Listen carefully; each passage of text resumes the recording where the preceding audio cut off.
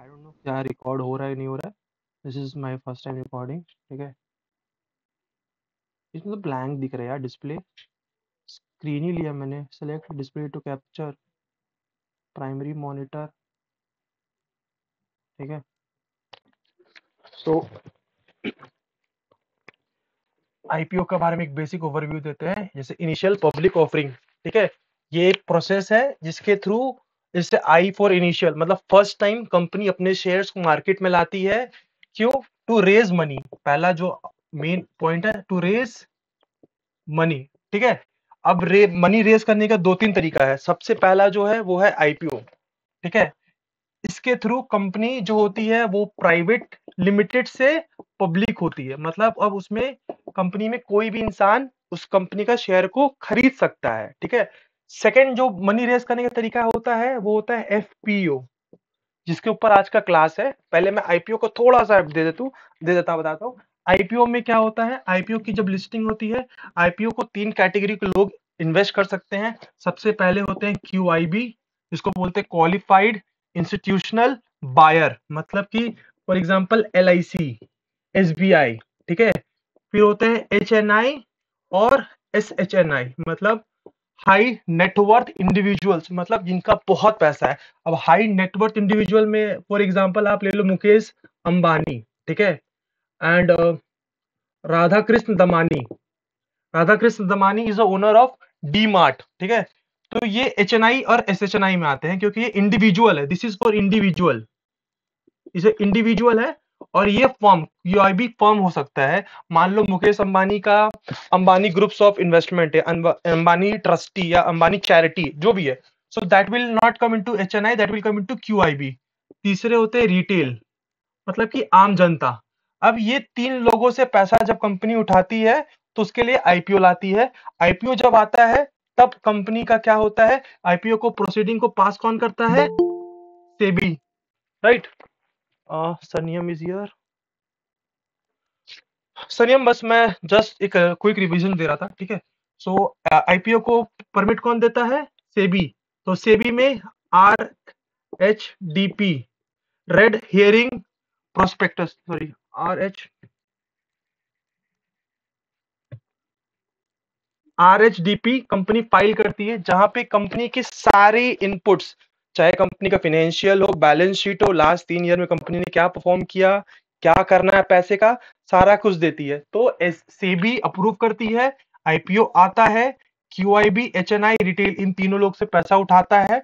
और जो पैसा उठाता है उसका पर्पस होता है इधर कंपनी को डेथ पे ऑफ करना, लोन पे ऑफ करना है, या कंपनी को केपेक्स के लिए चाहिए, मतलब कि ग्रोथ के लिए चाहिए। ठीक है, ये दो मेजर चीज है जिसके लिए कंपनी बेसिकली पैसा उठाता है। तो ये होता है फर्स्ट राउंड ऑफ फंडिंग, मतलब कंपनी पहली बार प्राइवेट से पब्लिक हुई आईपीओ के थ्रू। मेन गोल क्या था? To raise money.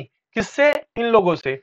आज हम लोग जो पढ़ेंगे वो है एफपीओ। ठीक है, I guess everything is visible, right? Yes. ठीक है, now what is FPO? I just use this one. FPO, F से होता है फॉलो,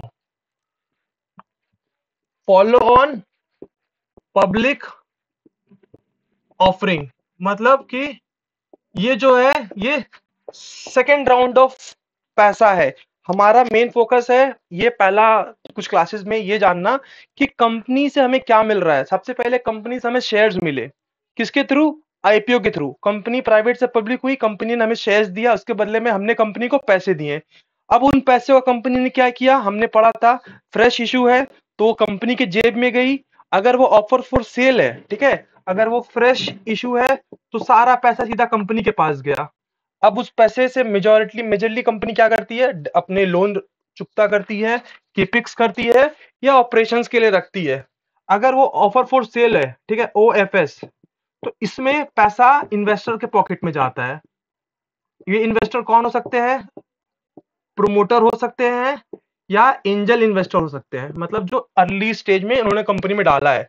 सो अगर कोई कंपनी जो मेजॉरिटी ओएफएस में आ रही है, ठीक है, आईपीओ, सो वो कहीं ना कहीं एक रेड फ्लैग है, क्योंकि वो जो पैसे उठा रही है उनका मेजर कंसर्न कंपनी का ग्रोथ के लिए नहीं, उनका मेजर कंसर्न है कि इन्वेस्टर को वापस करना है। ये जो एंजल इन्वेस्टर है, ठीक है, it is not AI, angel investor है जिन्होंने पैसा डाला था कंपनी में इनिशियल स्टेज में, उनका पैसा को रिटर्न करना, उनको एग्जिट दिलाना है। ठीक है, जो हम लोग शार्क टैंक में देखते हैं, शार्क्स अगर किसी कंपनी में इन्वेस्ट करते हैं, so IPO is the only way जहां पे वो एग्जिट लेते हैं। वो किसी भी वैल्यूएशन पे एंटर करते हैं और जब एग्जिट लेना होता है तो कंपनी को आईपीओ लाना पड़ता है। तो ये दो हमने देखा था। ठीक है, अब ये दोनों चीज एफपीओ में भी लागू है। नाउ डिफरेंस क्या है? आईपीओ जब आया था कंपनी, हम सेकेंडरी प्राइमरी मार्केट में हम देख रहे थे। ठीक है, IPO was in primary market. Why it's called primary market? जब भी कोई चीज हम डायरेक्ट कंपनी से लेंगे, ठीक है, चाहे वो शेयर हो या कुछ भी हो, वो हमेशा प्राइमरी मार्केट में आता है। तो आईपीओ हमेशा प्राइमरी मार्केट में आता है।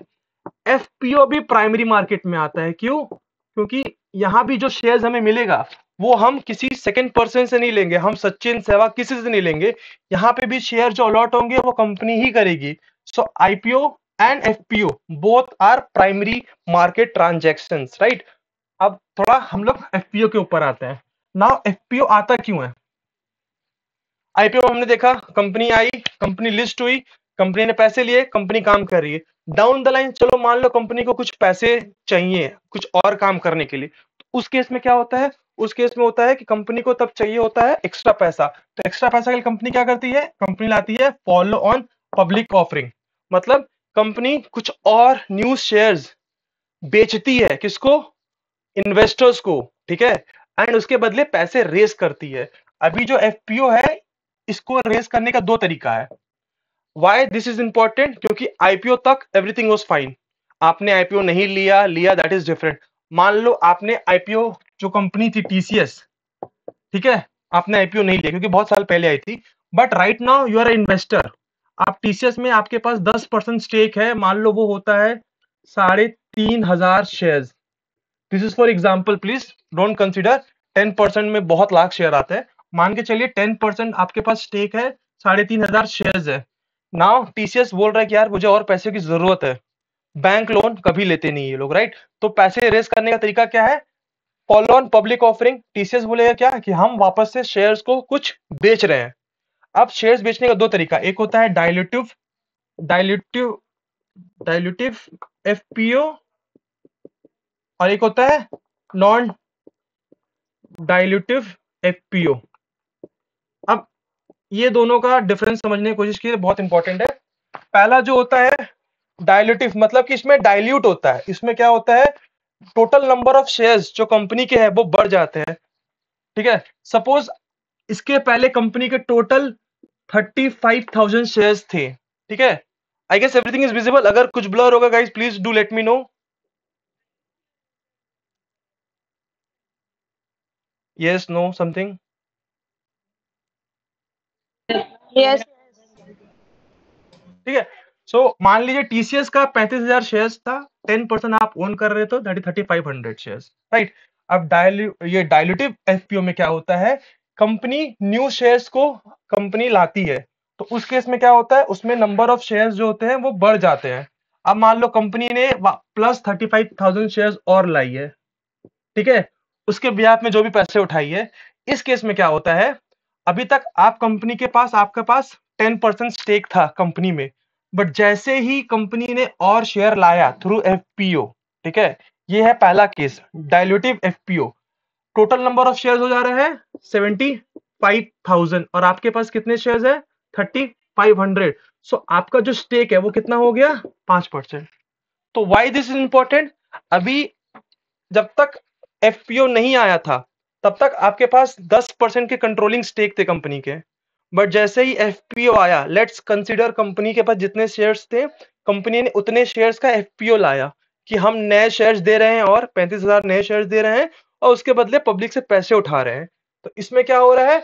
इसमें कंपनी का जो शेयर्स है, राइट, वो डबल हो रहा है, तो ऑटोमेटिकली आपका जो ओनरशिप है वो घट के हो जाएगा 5%। ये हो गया कंपनी आपके प्रोस्पेक्टिव के हिसाब से। अब पहला चीज क्या हुआ नुकसान? कि आपके नंबर ऑफ शेयर कम हो गए, राइट? नहीं, आपकी परसेंटेज होल्डिंग कम हो गई। दूसरा नुकसान क्या होता है? आगे चल के एक कंसेप्ट है जिसको बोलते हैं ईपीएस, अर्निंग पर शेयर। उससे क्या मालूम चलता है कि कंपनी कितना कमा रही है। ठीक है, अभी जो अर्निंग पर शेयर है ये भी कहीं ना कहीं हैम्पर होती है। कैसे? मान लो इसके पहले कंपनी 35,000 था ना, 3.5 लाख रुपया कमा रही थी, right? This was revenue. Number of share, earning per share का फॉर्मूला है ईपीएस, अर्निंग पर शेयर, मतलब total revenue means total profit by number of outstanding share, number of shares. तो 3.5 लाख रुपया कंपनी कमा रही थी प्रॉफिट, और 35,000 शेयर्स था, तो अर्निंग पर शेयर कितना था? 10 रुपीज। बट जो कि केस में अब क्या है, अब ये डायल्यूटिव एफपीओ है, मतलब कंपनी ने स्टेक अपने इक्विटी को डाइल्यूट किया है। Now revenue is 33.5 lakh rupees only, but number of share हो गए हैं 70,000, तो ये ऑटोमेटिकली कितना आ जाएगा? ये आ जाएगा 5 रुपीज। मतलब कि सीधा सीधा अर्निंग पर शेयर जो 10 रुपया था वो आ गया 5 रुपीज। अब हम जानते हैं अर्निंग पर शेयर हम कहां यूज करते हैं? पीई में करते हैं। एक रेशियो है, ठीक है, PE, that is price to earning. ये हमें बताता है कि एक कंपनी अपने पियर्स, कंपटीटर के मुकाबले कितना महंगा है या कितना सस्ता है। तो पी का जो फॉर्मूला है उसमें हमको ईपीएस यूज होता है, that is price to earning. Simple सा बात है, प्राइस टू अर्निंग क्या हो जाएगा? वो कंपनी का बढ़ जाएगा। कैसे बढ़ेगा? मान के चलिए, अगर किसी प्राइस टू अर्निंग का फॉर्मूला बहुत सिंपल है, market cap, sorry, CMP, current market price, मैं यहां लिख देता हूं। प्राइस टू अर्निंग का जो फॉर्मूला है वो है कि शेयर का जो प्राइस है जिसको हम सीएमपी एलटीपी, ठीक है, ये बोलते हैं। इधर आप इसको मार्केट कैप से देख सकते हो, या सिंपल में समझने के लिए मैं आपको बता रहा हूं शेयर का प्राइस डिवाइडेड बाय ईपीएस। क्यों? क्योंकि हम अर्निंग पर शेयर, अगर हम पर शेयर का अर्निंग ले रहे हैं तो हम प्राइस भी पर शेयर का ही लेंगे, that is current market price और लास्ट ट्रेडेड प्राइस। अब मान के चलो किसी कंपनी का लास्ट ट्रेडेड प्राइस था वो 100 रुपीज था, ठीक है, पहले इसका ईपीएस जो था वो था 10 रुपए, तो पी रेशियो क्या था? 10, मतलब 10 का पी। अभी करंट पी कितना हो जाएगा? अब कंपनी का मार्केट प्राइस सेम है बट उसका ईपीएस हो गया चेंज, 100/5 कितना हो गया? 20। इसका मतलब क्या हो गया? एज अ इन्वेस्टर टेक्निकली कुछ नया नहीं बदला, ठीक है, आपने ना कोई शेयर बेचा ना खरीदा, जस्ट बिकॉज कंपनी ने एफपीओ लाया, वो भी डायल्यूटिव एफपीओ लाया, जिसकी वजह से क्या हो रहा है, कंपनी का जो ओवरऑल प्रोस्पेक्टस है, जो हम as a long term investor check करते हैं, price to earning, earning per share, ठीक है, ये सारी चीजें चेंज हो जाएगी just because number of outstanding share यहाँ पे चेंज हो रहा है। सो एज अ इन्वेस्टर अभी आपको क्या देखोगे कि अभी मैं मान लो एक कंपनी है एबीसी और एबी एक कंपनी है सीडी। अभी तक हम देख रहे थे कि एबी का पी 10 था, सीडी का पी 15 था, दोनों ऑन अ सेम लेवल बराबर थे, राइट? एबी का मार्केट कैप, एबी का प्रॉफिट, एबी का सेल रेवेन्यू सब सेम था। क्या पैरामीटर डिफरेंट था?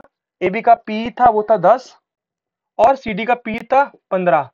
मतलब सिंपल भाषा में बोलूं तो 1 रुपया कमाने के लिए मुझे 10 रुपया देना पड़ रहा है, ठीक है, और यहाँ 1 रुपया कमाने के लिए मुझे 15 रुपया देना पड़ रहा है। तो मैं कौन सी कंपनी को पिक करूंगा? AB.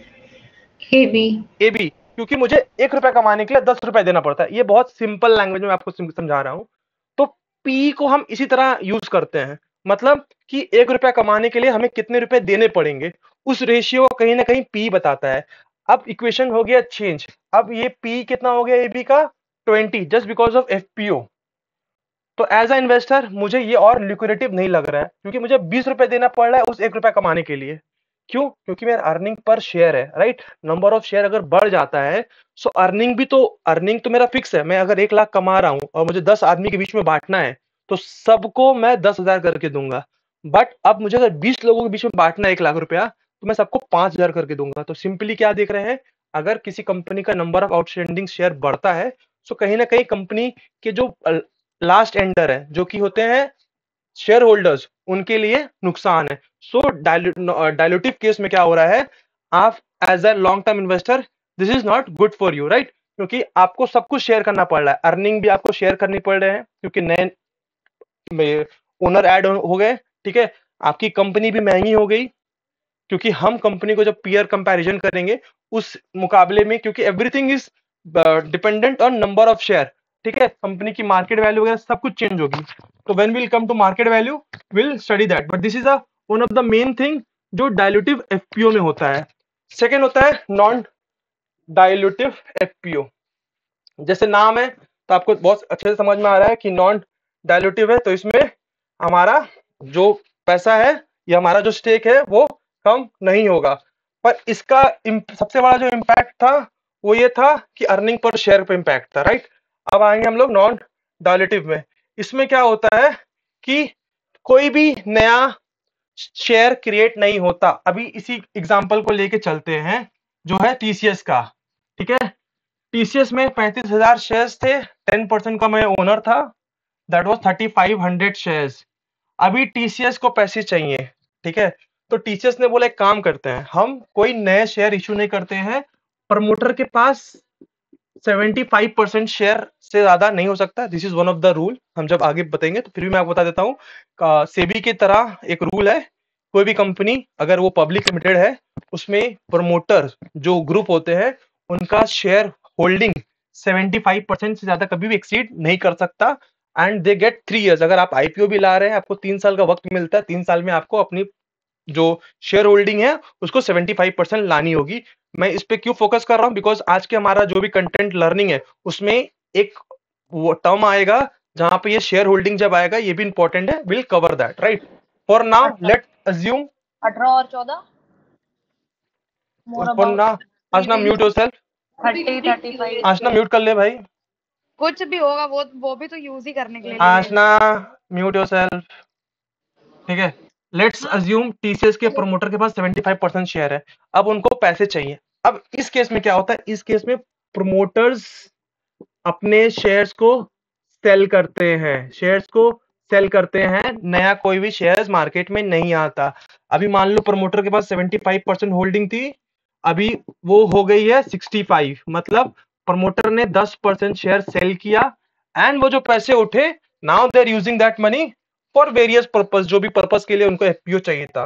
Basically this thing are use for the company. But इस केस में क्या होता है, अगर वो नॉन डायल्यूटिव एफपीओ आ रहा है, ठीक है, सो ये जो प्रमोटर ने बेचा है ये पैसे कहाँ किसके पास जाने चाहिए, कंपनी के पास या प्रमोटर के पास, एनीवन?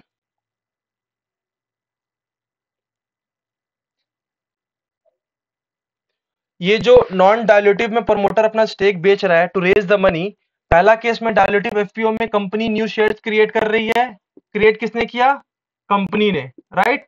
पैसे किसको मिलने चाहिए, कंपनी के पास, राइट। पर इस केस में क्या हो रहा है, ये जो एफपीओ आया है इसमें कंपनी ने कोई भी नया शेयर क्रिएट नहीं किया, एग्जिस्टिंग जो प्रमोटर है उन्होंने अपना शेयर को सेल किया। सो इसके थ्रू जो भी फंड रेज होगा वो फंड किसके पास जाएगा, कंपनी के पास, प्रमोटर के पास, करेक्ट। तो ये केस में क्या होता है, ये जो फंड है जो पैसा है वो जाता है प्रमोटर के पास। सो अगर कोई एफपीओ आ रहा है एंड वो नॉन डायल्यूटिव है, ठीक है, तो that is kind of a red flag. क्यों, क्योंकि वो जो पैसे आएंगे वो प्रमोटर अपने पास ले रहा है, वो कंपनी के पास नहीं जाएगा। अब वो पैसे लेकर प्रमोटर कहीं घूमने जाना क्या करना है वो उसका मैटर है, बट वो पैसे कंपनी के पास नहीं जा रहे हैं, तो अल्टीमेटली वो एफपीओ लाने का कोई सेंस नहीं है, आपके नंबर ऑफ शेयर्स बढ़ नहीं रहे हैं, ठीक है। तो अब वो पैसा प्रमोटर के पास जा रहा है, तो प्रमोटर उस चीज को कभी भी कंपनी के लिए यूज नहीं करेगा क्योंकि वो उसके पैसे, उसने अपने शेयर सेल किए। सो अगर तो ये इट्स काइंड ऑफ ओएफएस, अगर मैं बात करूं इन शॉर्ट, सो ये हो गया ऑफर फॉर सेल जो होता है non dilutive, and dilutive is kind of fresh issue, मतलब जहां पे नए शेयर्स क्रिएट हुए हैं एंड जो फंड है वो कंपनी के पास गया है for using, right. So this is a two type of FPO. Now will be studying difference between IPO and FPO, and इसी तरह हम एक एक कंसेप्ट क्लियर करेंगे। पहला तो इज दिस क्लियर, मैंने जो दो एफपीओ के बारे में बताया, two kind of FPO, and which one we should neglect, अगर नॉन डायल्यूटिव है कोई जरूरत नहीं है उसमें अप्लाई करके। Applying in FPO and IPO are basically same process, ठीक है, ज्यादा कोई डिफरेंस नहीं है। Now will be studying IPO and FPO का basic difference. You can call it basic difference or you can call it the major difference. Just 1 second guys, let me have some water. जो IPO आता है ये first time होता है, first time shares market में आते हैं, share is in the market. ये जो होता है ये सब्सिक्वेंट टाइप है, मतलब कि ऑलरेडी जो कंपनी लिस्टेड है उसको वापस से कंपनी उसके बिहाफ में शेयर्स लाती है, तो this is subsequent share offering.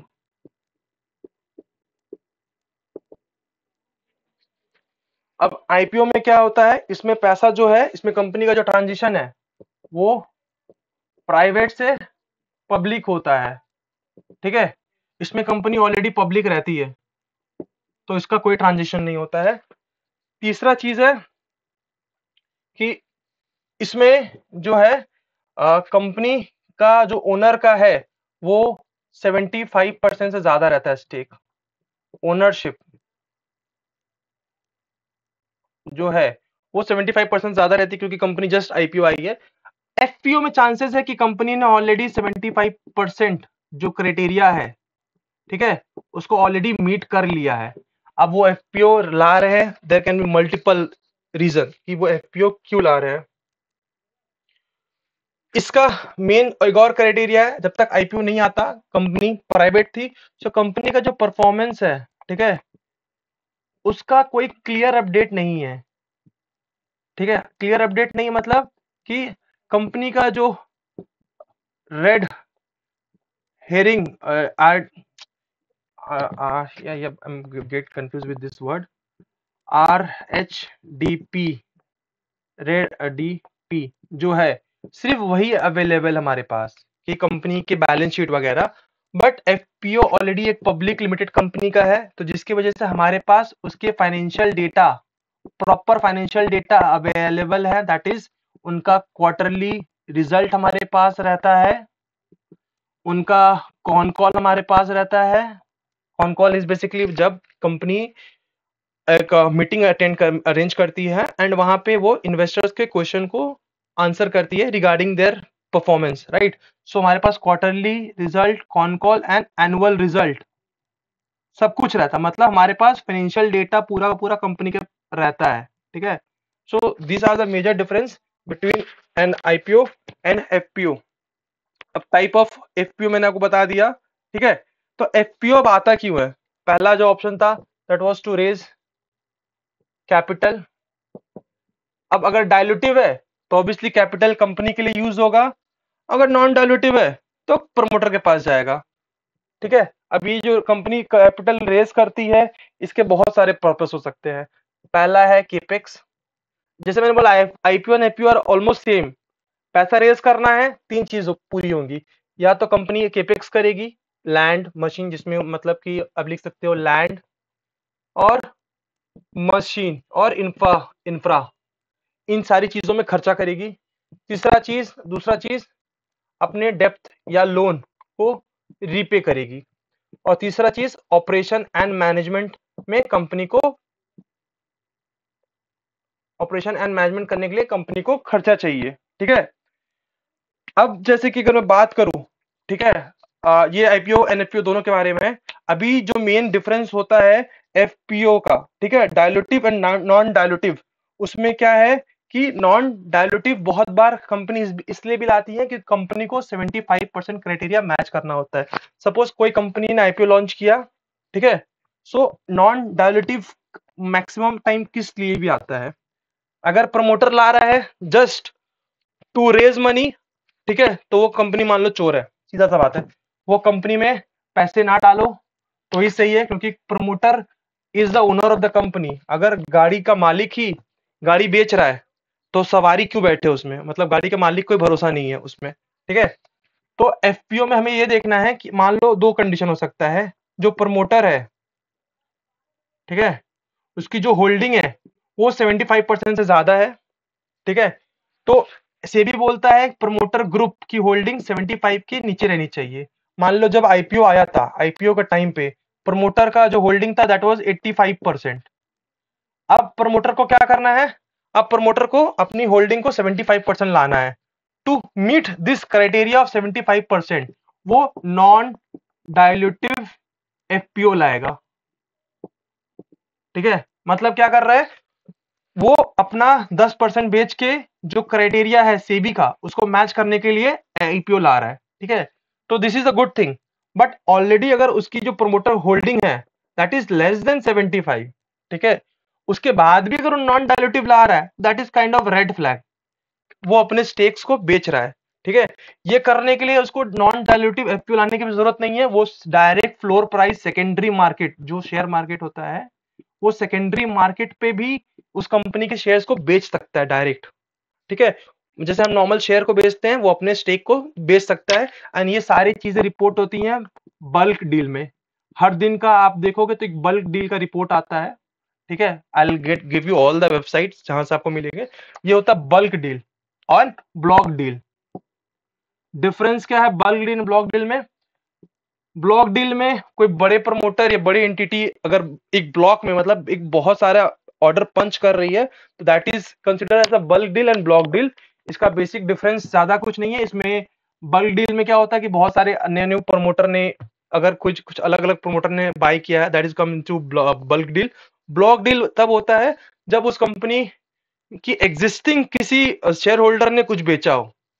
ठीक है, तो वो आ जाता है ब्लॉक डील में। दूसरी चीज एफपीओ और क्यों लाते, पहला तो मैंने बताया कि पहला है क्राइटेरिया मैच करने के लिए, लेट मी रब दिस, क्योंकि आईपीओ आ गया तो एफपीओ लाने का सेंस नहीं बनता, नहीं। पहला चीज होता है क्राइटेरिया मैच करने के लिए, क्राइटेरिया ऑफ 75%, राइट। दूसरा है टू ब्रिंगिंग लिक्विडिटी, मतलब मान लो कंपनी के पास 75,000 शेयर्स थे। ठीक है, अब मान लो किसी शेयर का दाम आज के डेट में चल रहा है 1 लाख, तो नॉर्मली लोग उसको खरीद नहीं सकते, राइट। सो कंपनी क्या करती है, लिक्विडिटी को बढ़ाने के लिए कंपनी क्या करती है, शेयर्स को लाती है। मान लो कंपनी ने 75,000 और शेयर इशू किए, इसका ये मतलब नहीं हो गया कंपनी का जो मार्केट कैप है वो मान लो 75,000 इंटू 1 लाख, मान लो 75 CR था, वो सीधा 150 CR हो जाएगा, नहीं। कंपनी अगर न्यू शेयर्स लाएगी कंपनी का मार्केट कैप इतना जल्दी नहीं बढ़ेगा, क्योंकि हमने देखा अर्निंग पर शेयर डिवाइड हो जाता है क्योंकि नंबर ऑफ आउटस्टैंडिंग शेयर बढ़ जाते हैं। सो मार्केट कैप कैसे होता है, number price earning per share by into number of market number of outstanding shares. तो नंबर ऑफ आउटस्टैंडिंग शेयर अगर बढ़ते हैं तो मार्केट कैप वो बैलेंस हो जाता है। तो पहला चीज है लिक्विडिटी लाने के लिए, अगर मार्केट में शेयर्स जो ट्रेड हो रहे हैं वो काफी कम है, 75,000 शेयर्स ही हैं, राइट, तो कंपनी उस लिक्विडिटी को बढ़ाने के लिए भी बहुत बार क्या करती है, फॉलो ऑन पब्लिक ऑफरिंग लाती है, जिसकी वजह से क्या होता है, लिक्विडिटी बढ़ जाता है। ठीक है, तो this are two major reason why company bring IPO and FPO.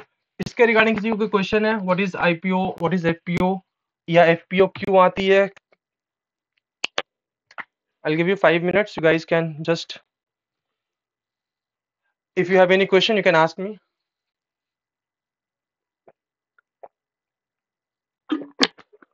No Tulsi Saniyam, Vanshika तो समझ आ रहा है? हाँ वंशिका आ रहा है। मेरा एक डाउट है, बोल। जैसे आईपीओ में तुमने बोला कि 75% चाहिए, करेक्ट? मतलब 75% प्रमोटर को ये स्टेक होना चाहिए शेयर। हाँ, ये आईपीओ के लिए नहीं, ये सेबी का नियम है, कोई भी पब्लिक कंपनी में प्रमोटर ग्रुप का जो स्टेक है वो 75% से ज्यादा नहीं हो सकता है। नॉर्मली जब आईपीओ आता है, आईपीओ के टाइम में बहुत बार ऐसा होता है कि वो जो स्टेक है वो 75% से ज्यादा रहता है। ठीक तो है, उस केस में उनको 3 साल का टाइम मिलता है कि 3 साल में आप जो 75 के नीचे लाने का है वो आप रीच करो। रीच करने का दो तरीका है, पहला है फ्लोर प्राइस पे आप बेच दो, दैट इज सिंपली जैसे हम बाई सेल करते हैं, ठीक है, या तो एफपीओ लाओ दैट इज नॉन डायल्यूटिव वन, वहां पे अपने स्टिक बेच दो, ठीक है, या तो आप उसको सीधा फ्लोर प्राइस पे जाओ एंड शेयर्स को बेच दो, मतलब आज कुछ बेचा कल कुछ बेचा। प्रॉब्लम क्या होता है, अगर आप फ्लोर प्राइस पे आके शेयर्स बेचते हो तो उनका क्वांटिटी, मान लो किसी कंपनी का 1% शेयर्स भी अगर वो ये कर रहे हैं तो मार्केट प्राइस बहुत जल्दी गिरता है, because whenever they are selling, ठीक है, देखो ये एक इवेंट है, एफपीओ आ रहा है तो एवरीबॉडी इज अवेयर कि प्रमोटर बेचने वाला है, हम खरीदेंगे। अब हम एफपीओ में क्यों खरीदेंगे, हम डायरेक्ट उससे क्यों नहीं खरीद रहे हैं, क्योंकि हम जो शेयर मार्केट में ट्रेड करते हैं that is secondary market. Secondary market मतलब क्या होता है, अगर बात करो सेकेंड हैंड मार्केट, इसमें बायर, ठीक है, और सेलर, यू डोंट नो तुम किससे खरीद रहे हो, तुम किसको बेच रहे हो, ये कभी नहीं मालूम चलता हमारा बायर कौन है, हम किसको बेच रहे हैं या हम किससे खरीद रहे हैं।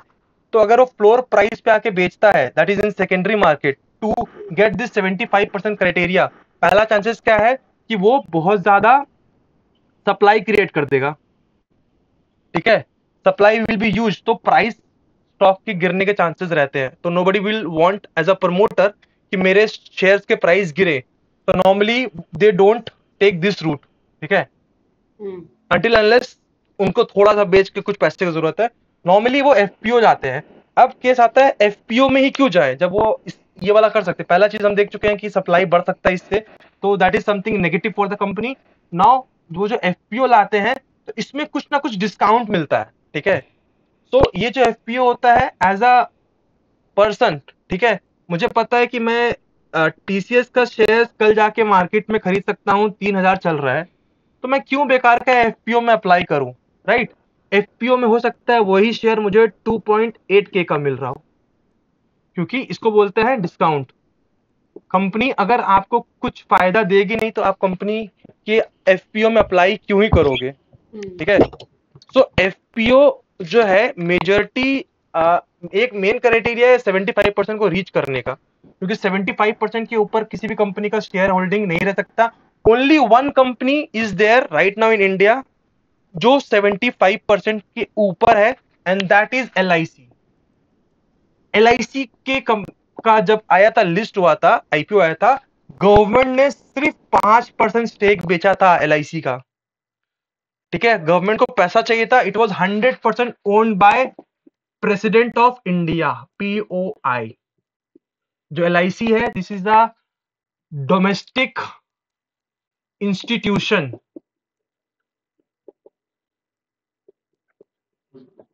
And that is the largest domestic institution, मतलब कि सबसे बड़ा डीआईआई डोमेस्टिक इंस्टीट्यूशनल इन्वेस्टर जो है वो है एलआईसी।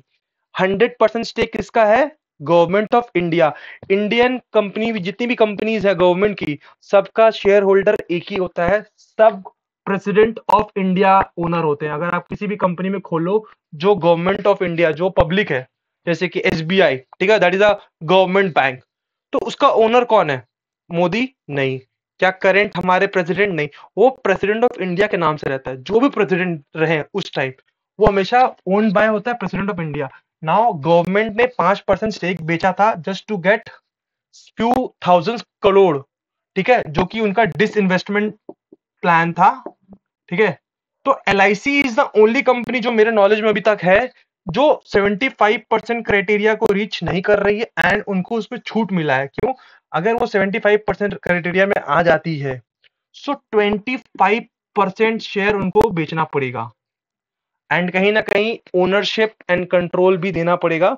तो आई गेस 88 या समथिंग उसने रीच किया है, एंड उसे कुछ और टाइम दिया गया है टू गेट दिस इनटू 75।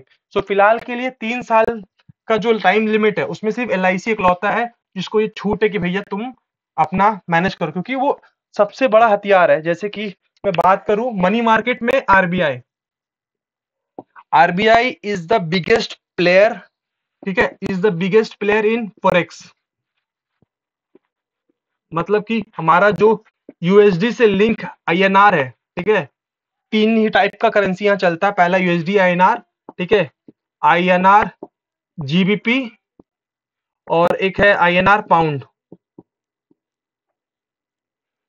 ठीक है, I guess pound, INR euro, sorry pound या यूरो ऐसे कुछ है, because I am not into this currency market. So ये 3 लीगल चीज है, मतलब ये बेसिकली हमेशा एक सीक्वेंस में होता है, एक रेशियो होता है। आईएनआर यूएसडी से लिंक है, ठीक है, जो अभी रेट चल रहा है 89, that is $1 equals to 89 rupees. अब ये जो पैसा है, ये जो फ्लक्चुएशन होता है, इसको अप डाउन, इसको कंट्रोल करने के लिए सबसे बड़ा जो प्लेयर है from India, that is RBI. RBI बहुत हद तक कंट्रोल करता है। Same way LIC is the biggest. अगर गवर्नमेंट को बचाना है मार्केट, जैसे कि कोविड के टाइम पे हुआ था, अगर I don't know people remember, Covid के टाइम में market was crashing like hell, ठीक है। सो बहुत सारी कंपनियों में गवर्नमेंट ने स्टेक लिया था, डोमेस्टिक इंस्टीट्यूशन से स्टेक लिया था जस्ट टू सपोर्ट। तो सबसे ज्यादा पैसा किसने डाला था? एलआईसी। किसके बोलने पे? गवर्नमेंट। सो गवर्नमेंट भी कहीं ना कहीं मार्केट को रेगुलेट करती है। जब कंपनी बहुत ज्यादा गिर रही थी, जैसे कि मुझे याद है टाटा मोटर्स, ठीक है, इसका हम लोग शॉर्ट में टैमो बोलते हैं बहुत बार, पर टैमो में आपको मिलेगा नहीं खोजने में। That came down to 70 rupees, ठीक है, 70 rupees, and that touch 700 rupees after few years, 3-4 साल। ये 2020 में ये आया था 70 रुपीज, ठीक है, एंड अराउंड 2024 का I guess peak was 700 something. इस 70 रुपए में उसको सपोर्ट किसने दिया था? एलआईसी में। कैसे? एलआईसी ने वहां पे क्या किया था? डिमांड क्रिएट किया था। डिमांड कैसे क्रिएट किया था? एलआईसी के पास लाखों करोड़ रुपए हैं, एलआईसी ने वहां पे बाइंग ऑर्डर डाला। जब आपका डिमांड बढ़ता है, market get stable. When demand is more than supply, price goes up. तो LIC is the biggest player जो आज के डेट में कंट्रोल करती है मार्केट के मूवमेंट्स। एलआईसी के साथ और भी बहुत सारे इंस्टीट्यूशन है, जैसे कि देखो, आप बात करूं मैं गवर्नमेंट की, तो अगर आप देखोगे जैसे कि एसबीआई बैंक, तो आप देखोगे एसबीआई बैंक में आप प्रमोटर लिस्ट में देखोगे तो पहले तो मिल जाएगा आपको प्रेसिडेंट का नाम, ठीक है, फिर आपको दिख जाएगा कि एलआईसी भी उसमें ओनर है, ठीक है। इसको बोलते हैं क्रॉस ओनिंग, कि मतलब कुछ प्रेसिडेंट ने खरीद रखा डायरेक्ट, कुछ एलआईसी ने खरीद रखा है, ठीक है। आईपीओ के पहले एलआईसी का ओनर कौन था? 100% प्रेसिडेंट। सो ये कहीं ना कहीं प्रेसिडेंट दो अकाउंट से उसने एसबीआई में स्टेक खरीद रखा है, ठीक है। So using all this financial, government of India कहीं ना कहीं हमारे मार्केट को भी स्टेबल रखती है। अगर कंपनी बहुत ज्यादा गिरने लगती है, कोई भी कंपनी, ठीक है, बेल आउट में भी बहुत हेल्प होता है। अभी जैसे कि मर्जर हो रहे banks, you are from bank, आपको पता है बहुत सारे गवर्नमेंट बैंक को मर्ज किया जा रहा है, ठीक है। मर्ज होने से क्या होता है? मान लो ये बैंक ए है, this is something out of the topic, still I am telling you, ये बैंक बी, दोनों गवर्नमेंट बैंक है। मान लो बैंक ए के पास 10 लाख रुपीस का बैड लोन है, ठीक है, मतलब ये लोन किसी ने लिया, दिया नहीं है। बैंक बी के पास 15 लाख रुपीस का प्रॉफिट है। Now if this both will be मर्ज, तो टोटल जो आएगा वो कितना आ जाएगा? 5 लाख। सो कहीं ना कहीं इसका जो बैड लोन है वो राइट ऑफ हो गया। क्यों? क्योंकि जब हम दोनों बैंक को मर्ज करेंगे तो इनका हम एसेट भी मर्ज करेंगे, उनका लोन बुक भी मर्ज करेंगे, एंड उनका प्रॉफिट भी मर्ज करेंगे। तो कहीं ना कहीं क्या हो रहा है, एक नोट में देखा जाए तो अब जो बैंक बन के आएगा, bank C is a profitable bank, right, with a profit of 5 lakh rupees. So normally पहला चीज ये करने की कोशिश करी। दूसरा चीज, अब इस बैंक ए में मैन पावर है 10 लोगों का, बैंक बी में मैन पावर है 10 लोगों का। अगर दो बैंक हो रहे हैं एक लोकेशन में, ऑब्वियसली 5 बैंक है, डिफरेंट बैंक, और पांचों बैंक मर्ज कर जा रहे हैं, तो क्या उस लोकेशन में 5 ब्रांच रहेंगे? नहीं, सिस्टमेटिकली धीरे धीरे ब्रांचेस जुटेंगे। तो कहीं ना कहीं गवर्नमेंट अपने सिस्टम को एफिशिएंट बना रही है, एंड कॉस्ट कटिंग भी एक तरह का आप कह सकते हैं। एंड एक बार वो कंपनी जब मर्ज होगी, आज के टाइम पे मान लो बैंक ए के पास लोन देने के लिए 100 लाख था, बैंक बी के पास 100 लाख था, अब बैंक सी के पास कितना हो जाएगा? 200 लाख। तो ऑटोमेटिकली इसका मार्केट कैप भी बढ़ गया, ठीक है, एंड बैंक की वैल्यू भी बढ़ गई, क्योंकि वो मर्ज होने के बाद that is now bigger entity. तो this are kind of things that is happening in market, ठीक है। So let's not divert from the point. अभी हम एफपीओ और आईपीओ पे आए थे, ठीक है। सो मैंने आईपीओ के बारे में बताया था ऑलरेडी, एफपीओ के बारे में बताया। मेन था रेज कैपिटल, दूसरा था लोन वगैरह पे करना, मेन इंपॉर्टेंट था लिक्विडिटी इंक्रीज करना, on compliance. SEBI is very strict with compliance, ये चीज याद रखना, कंप्लायंस के लिए सेबी बहुत स्ट्रिक्ट है। तो कंप्लायंस मीट करने के लिए भी बहुत बार आईपीओ लाया जाता है। नाउ आईपीओ एंड एफपीओ लाने का प्रोसेस काफी सिमिलर है, that is preparation and pricing. सबसे पहले कंपनी का प्रिपरेशन होता है, ठीक है, ये बेसिकली आईपीओ का पार्ट में ज्यादा आएगा। एंड दिस इज वेयर, अगर आप स्टॉक मार्केट में अपना एक जॉब देख रहे हो तो इस सेक्टर में बहुत पैसा है, जो सेक्टर के बारे में बताने जा रहा हूं दैट इज पहला, they hire investment bankers.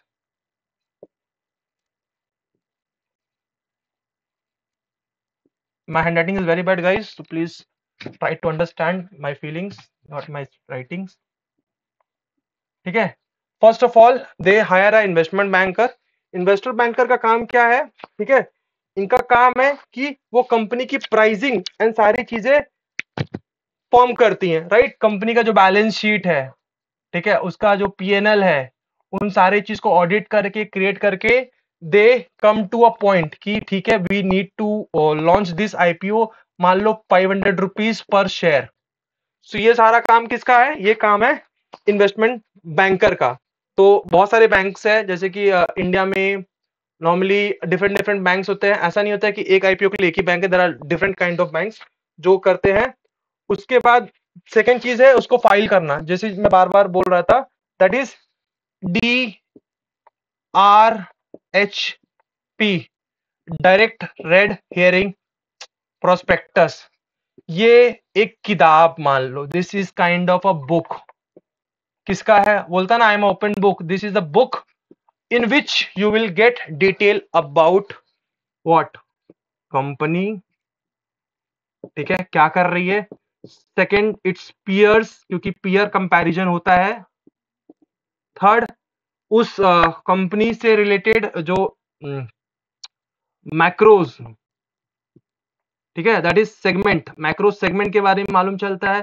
Suppose company is into auto motive, so company के पीयर कंपैरिजन होगा, मान लो महिंद्रा एंड टाटा के साथ। ये कंपनी मान लो अशोक लीलैंड है, ठीक है, फर्स्ट टाइम आईपीओ ला रही है। सो कंपनी के बारे में रहेगा, that is PNL, balance sheet, ठीक है, कंपनी के मैनेजमेंट क्या है, बैलेंस लिख देता हूं। देन पीयर कंपैरिजन कि महिंद्रा एंड टाटा से क्या डिफरेंट कर रहे हैं। देन मैक्रो सेगमेंट में हम इंडस्ट्री एनालाइज करेंगे, उसमें इंडस्ट्री के बारे में रहता है कि ऑटो इंडस्ट्री किस हिसाब से ग्रो कर रही है, ठीक है। And then there is something called global segment wise कि ओवरऑल ग्लोबली ये जो इंडस्ट्री है वो उसका ग्रोथ रेट क्या है। सो DRHP आपको कहां हेल्प करेगी? सपोज ऑलरेडी लिस्टेड प्लेयर्स हैं एंड आपको उसी ये लिस्टेड प्लेयर है, इसी में आपको कहीं इन्वेस्ट करना है एंड आपको आइडिया नहीं कि मार्केट में चल क्या रहा है। अभी ऑटो से रिलेटेड अगर कोई भी कंपनी आईपीओ लाती है, जस्ट रीड द DRHP, आपको ये 3 इंपॉर्टेंट चीजों के बारे में पता चलेगा, ठीक है। ये चलो ये पीयर कंपैरिजन नहीं भी, बट आपको इन 2 चीजों के बारे में पता चलेगा कि अभी इंडस्ट्री जो सेगमेंट है उसमें क्या चल रहा है, ठीक है, ग्लोबली उस सेगमेंट में क्या चल रहा है। तीसरा और इंपॉर्टेंट पॉइंट कि वो सेगमेंट में जो है उसमें कोई भी आता है तो what is the entry barrier, ठीक है। फॉर एग्जाम्पल, आज के कुछ टाइम पहले तक आई गेस आपने नाम सुना होगा IEX। Basically IEX is Indian energy exchange. ये एक प्लेटफॉर्म था जहां पे क्या ट्रेड होता था? Energy, electricity. अगर मैं बात करूं, इलेक्ट्रिसिटी ट्रेड होता था। ये एक मोनोपोली बिजनेस था, मतलब इसका सबसे बड़ा एंट्री बैरियर क्या था कि nobody can enter into this business, सिर्फ IEX ही कर सकता है, that is electricity trading, electricity unit trading between 2 different state. मान लो बिहार को इलेक्ट्रिसिटी की जरूरत है और एक्स्ट्रा इलेक्ट्रिसिटी WB में है, वेस्ट बंगाल में, तो वो इसको ट्रेड कर सकती है। अब कहाँ जा के आपस में नहीं बांटेगी, दे यूज द प्लेटफॉर्म। तो IEX was the platform, just like MCX। Basically MCX is a platform जहां पे हम कमोडिटी ट्रेड करते हैं। Then we have NSE, BSE, ये 2 एक्सचेंज है जहां पे हम इक्विटी ट्रेड करते हैं। उस हिसाब से IEX is a trading platform for current electricity power. अभी सरकार ने एक नया नियम लाया है एंड MCX भी इस तरह का ट्रेडिंग को लॉन्च कर रही है, दैट इज इलेक्ट्रिसिटी या जो पावर हम ट्रेड करते थे IEX में, now that can be traded in MCX too. Now this is no more monopoly, जिसके वजह से लास्ट 3-4 साल से आप देखोगे तो IEX का जो प्राइस है that is not going anywhere, either sideways और डाउनवर्ड, बिकॉज वो जो मोनोपोली था वो खत्म हो गया।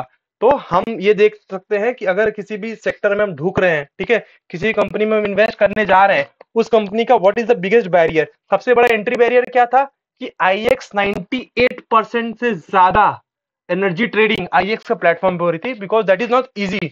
दो स्टेट के बीच में ट्रांजैक्शन करवाना, डब्ल्यूबी से यूनिट खरीद के बिहार को दिए एंड पेमेंट वापस डब्ल्यूबी को दिए, तो ये सारा जो था सिस्टम वो आईएक्स का प्लेटफॉर्म मैनेज करता था, राइट। तो दिस वाज द थिंग। तो सबसे इंपॉर्टेंट है आपको मोनोपोली जानना है या एंट्री बैरियर जानना है, तो डायरेक्ट रेड हेरिंग प्रोस्पेक्टस आपको हेल्प करेगा। तो जो हम सीख रहे हैं अभी वो प्रोसेस है हाउ एन आईपीओ और IPO is launch. Basically IPO सबसे पहले होता है इन्वेस्टमेंट बैंकर को हायर करना, जो कंपनी का एक बैलेंस शीट तैयार करता है, देन उसको सेबी में वो लोग रेड हेयरिंग प्रोस्पेक्टस के नाम से बोलते हैं, डी इज कॉल्ड ड्राफ्ट। इसको ड्राफ्ट इसलिए बोलते हैं क्योंकि वो एज अ ड्राफ्ट सबमिट होता है, ठीक है। This is called regulatory filing and prospectus. India में ये सब देखता है कौन, सेबी। एंड SEC देखता है इन यूएस। अगर यूएस में किसी को आईपीओ लाना है तो उसको SEC के पास जाके ये सारा करना होगा। अब इसके अंदर कंपनी का पूरा चिट्ठा गिट्टा बैठा रहता है। तीसरा pricing the share. Normally pricing यहाँ पे एक फाइनल नहीं होती है, तीसरा प्रोसेस है that is called pricing the share. अब कितने में कंपनी आएगी उसको प्राइसिंग करता है। अब इसका दो तरीका है, पहला है फिक्स प्राइस। जो प्राइसिंग शेयर है उसमें दो तरीके से प्राइस को नेगोशिएट या लाया जाता है मार्केट में। पहला है फिक्स प्राइस इशू,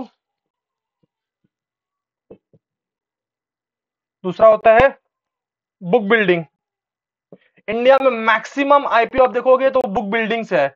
ये सब आप जब DRHP या कोई भी कंपनी का आईपीओ आता खोलोगे वहां लिखा रहता है तीन चीजें। ये तो बेसिकली कि बुक बिल्डिंग इशू है, OFS है, प्रेस इशू है, क्या है एंड पर्पस क्या है। तो नॉर्मली इंडिया में जो है वो बुक बिल्डिंग है।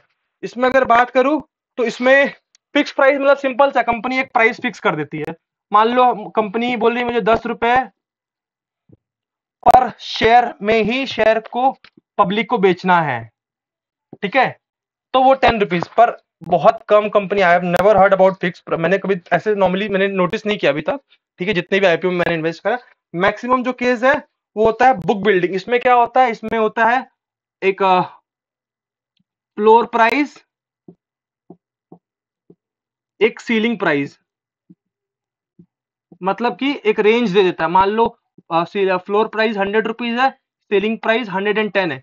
सो एक रेंज दे देता है पब्लिक को कि हमारा जो शेयर है वो 100 से 110 के बीच में कहीं भी लिस्ट हो सकता है। आपको जो बिडिंग करना है आप 100 और 110 के बीच में आप बिडिंग कर सकते हो, ठीक है। नॉर्मली जो हम आईपीओ जब अलॉट होता है that is called cut off price. Cut off price क्या होता है, एनी न्यू बॉडी एंटर्ड, अच्छा Vanshika went, okay. So cut off price क्या होता है, एट दैट प्राइस जहां पे वो आईपीओ लिस्ट होता है। मान लो कंपनी ने चूज किया हम 108 रुपए में लिस्ट करेंगे, ठीक है, तो 108 में लिस्ट होता है। एज अ रिटेल इन्वेस्टर आप हमेशा कट ऑफ प्राइस चूज करना। आप जब आईपीओ बिड करोगे आपको तीन ऑप्शन आता है प्राइस चूज करने का। 100 एंड 110 का जो है उसमें आप कितना, आप 101, 102, 103 कुछ भी डाल सकते हो। बट नॉर्मली रिटेल को बोला जाता है अगर आपको आईपीओ चाहिए आप हमेशा कट ऑफ में मारो, कट ऑफ टिक करके, मतलब कि कंपनी जो प्राइस डिसाइड करेगी भाई हम उसी प्राइस में अपना बिडिंग लगाएंगे। बट अगर आप QIB हो, ठीक है, तो आपको कट ऑफ प्राइस का ऑप्शन नहीं मिलता। आपको प्राइसिंग डालनी पड़ेगी कि आप बिडिंग किस प्राइस पे कर रहे हो, ठीक है। This is one of the disadvantage as a QIB, ठीक है। उसका अलॉटमेंट का भी मैट्रिक्स हम समझेंगे। तो हम समझ गए कि बुक बिल्डिंग और फिक्स प्राइस है जो प्राइसिंग का मैक्सिमम मेजॉरिटी जो होता है वो बिग बिल्डिंग से होता है मेजॉरिटी, मतलब कि you get one slab. Slab in the sense कि आपके पास ऑप्शन रहता है कि एक प्राइस रेंज में आप कुछ भी सेलेक्ट कर सकते हो। उसके बाद मार्केटिंग होता है, आप देखते हो आईपीओ के बारे में अलग अलग लोग आते हैं। नॉर्मली आईपीओ का जो भी होता है हम ग्रो जैसे जैसे ग्रो हो गया, जीरोधा हो गया, उसमें नोटिफिकेशन आता है। एंड अगर आप कोई यूट्यूबर को फॉलो कर रहे हो तो वो भी अलग अलग आईपीओ के ऊपर अपना रखते हैं कि उनको आईपीओ में आपको सब्सक्राइब करना चाहिए कि नहीं करना चाहिए, ठीक है। तीसरा होता है, यह पहला था वन, दूसरा हो गया प्राइसिंग, तीसरा होता है इन्वेस्टर बिडिंग। अगर आप लोग को याद होगा, मैंने बताया होगा कि इन्वेस्टर बिडिंग सब आईपीओ लॉन्च होने से पहले एक राउंड पुराने जो इन्वेस्टर उनके साथ बैठती है कंपनी, और बड़े बड़े एचएनआई उनके साथ बैठती है, उनके साथ उनको ऑफर करती है पहले, तो उनको बोलते हैं एंजल लिस्ट। एंजल लिस्ट अगर आप देखोगे कोई भी आईपीओ लॉन्च हुआ है, ठीक है, आईपीओ मार्केट में आया, आईपीओ ओपन हो गया, उसके कुछ दिन पहले you will get a list of people, institutional investor, जिन्होंने उस आईपीओ में पैसे इन्वेस्ट किए हैं, ठीक है। उसके बाद जो इन्वेस्टर बिडिंग है, जैसे मैंने बताया 3 कैटेगरी के लोग होते हैं, रिटेल, एचएनआई और एसएचएनआई, एंड तीसरा होता है क्यूआईबी। तो सबसे पहले इन्वेस्टमेंट बैंकर के पास गए, आपने प्रिपरेशन करी, आपने सब कुछ किया, फिर आपने एक रेड हेरिंग प्रोस्पेक्टस डाला, ठीक है, सेबी के पास। उसके बाद एक प्राइसिंग का मेथड आया, आपने चूज किया कि या मैं फिक्स प्राइस वाला दूं जहां पे कुछ गेस नहीं करना है, एक प्राइस फिक्स है, या मैं बुक बिल्डिंग दूं। बुक बिल्डिंग में हमेशा एज अ रिटेल आपको कट ऑफ ही चूज करना है if you want to apply in IPO. Cut off मतलब जिस प्राइस पे कंपनी सेटल कर रही है उसी प्राइस पे मुझे चाहिए। तीसरा है इन्वेस्टर बिडिंग, तो जिसमें रिटेल इन्वेस्टर है। अभी रिटेल इन्वेस्टर का मतलब क्या हो गया कि एक आईपीओ में मैक्सिमम 2 लाख रुपीज, ठीक है। This is for normal IPO. अभी आईपीओ 2 तरह का होता है, एक आता है एसएमई आईपीओ, ठीक है, स्मॉल मीडियम एंटरप्राइज आईपीओ, और एक होता है normal equity IPO. Equity IPO जो है majority of people equity IPO में अप्लाई करते हैं क्योंकि इसमें नंबर ऑफ शेयर्स मिलता है। एसएमई में क्या होता है, स्टार्टिंग अमाउंट जो है वो 1.5 लाख, 1 लाख से 1.5 लाख, मतलब 1.2 से 1.5 लाख से शुरू होता है, ठीक है। इसमें आपको लॉट साइज मिलता है। अप्लाई करने के लिए आप कर सकते हो, पर इसमें लॉट मिलता है। लॉट मतलब अगर कोई कंपनी है तो उसका अगर 1000 का लॉट है, तो आपको अगर अलॉट हो गया तो आपको 1000 का लॉट ही बेचना पड़ेगा, आप एक सिंगल पीस नहीं बेच सकते, ठीक है। ये छोटी मोटी माइक्रो कैप कंपनी के लिए आती है। इक्विटी में क्या मैक्स मिनिमम जो अमाउंट होता है वो 14,000 कि मिनिमम 14,000 आप इन्वेस्ट कर सकते हो, मैक्सिमम 2 लाख।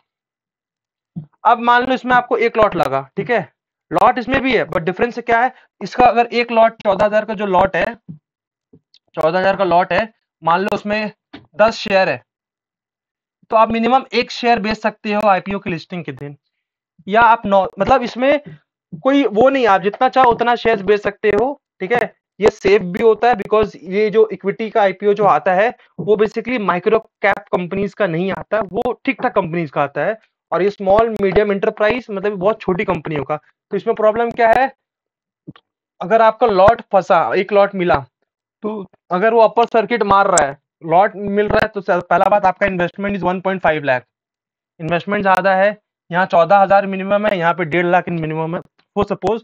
सेकेंड चीज, अगर कंपनी अपर सर्किट में है, बहुत अच्छी बात है, अगर कंपनी लोअर सर्किट मारना स्टार्ट कर दी लिस्टिंग के बाद ही, तो आपके 1.5 लाख कब 50,000 या कब 20,000 हो जाए पता नहीं चलेगा, क्योंकि अगर लोअर सर्किट में चलती जगह, क्योंकि वहां पे आप सेल नहीं कर पाओगे। इसमें लिक्विडिटी इज वेरी पुअर।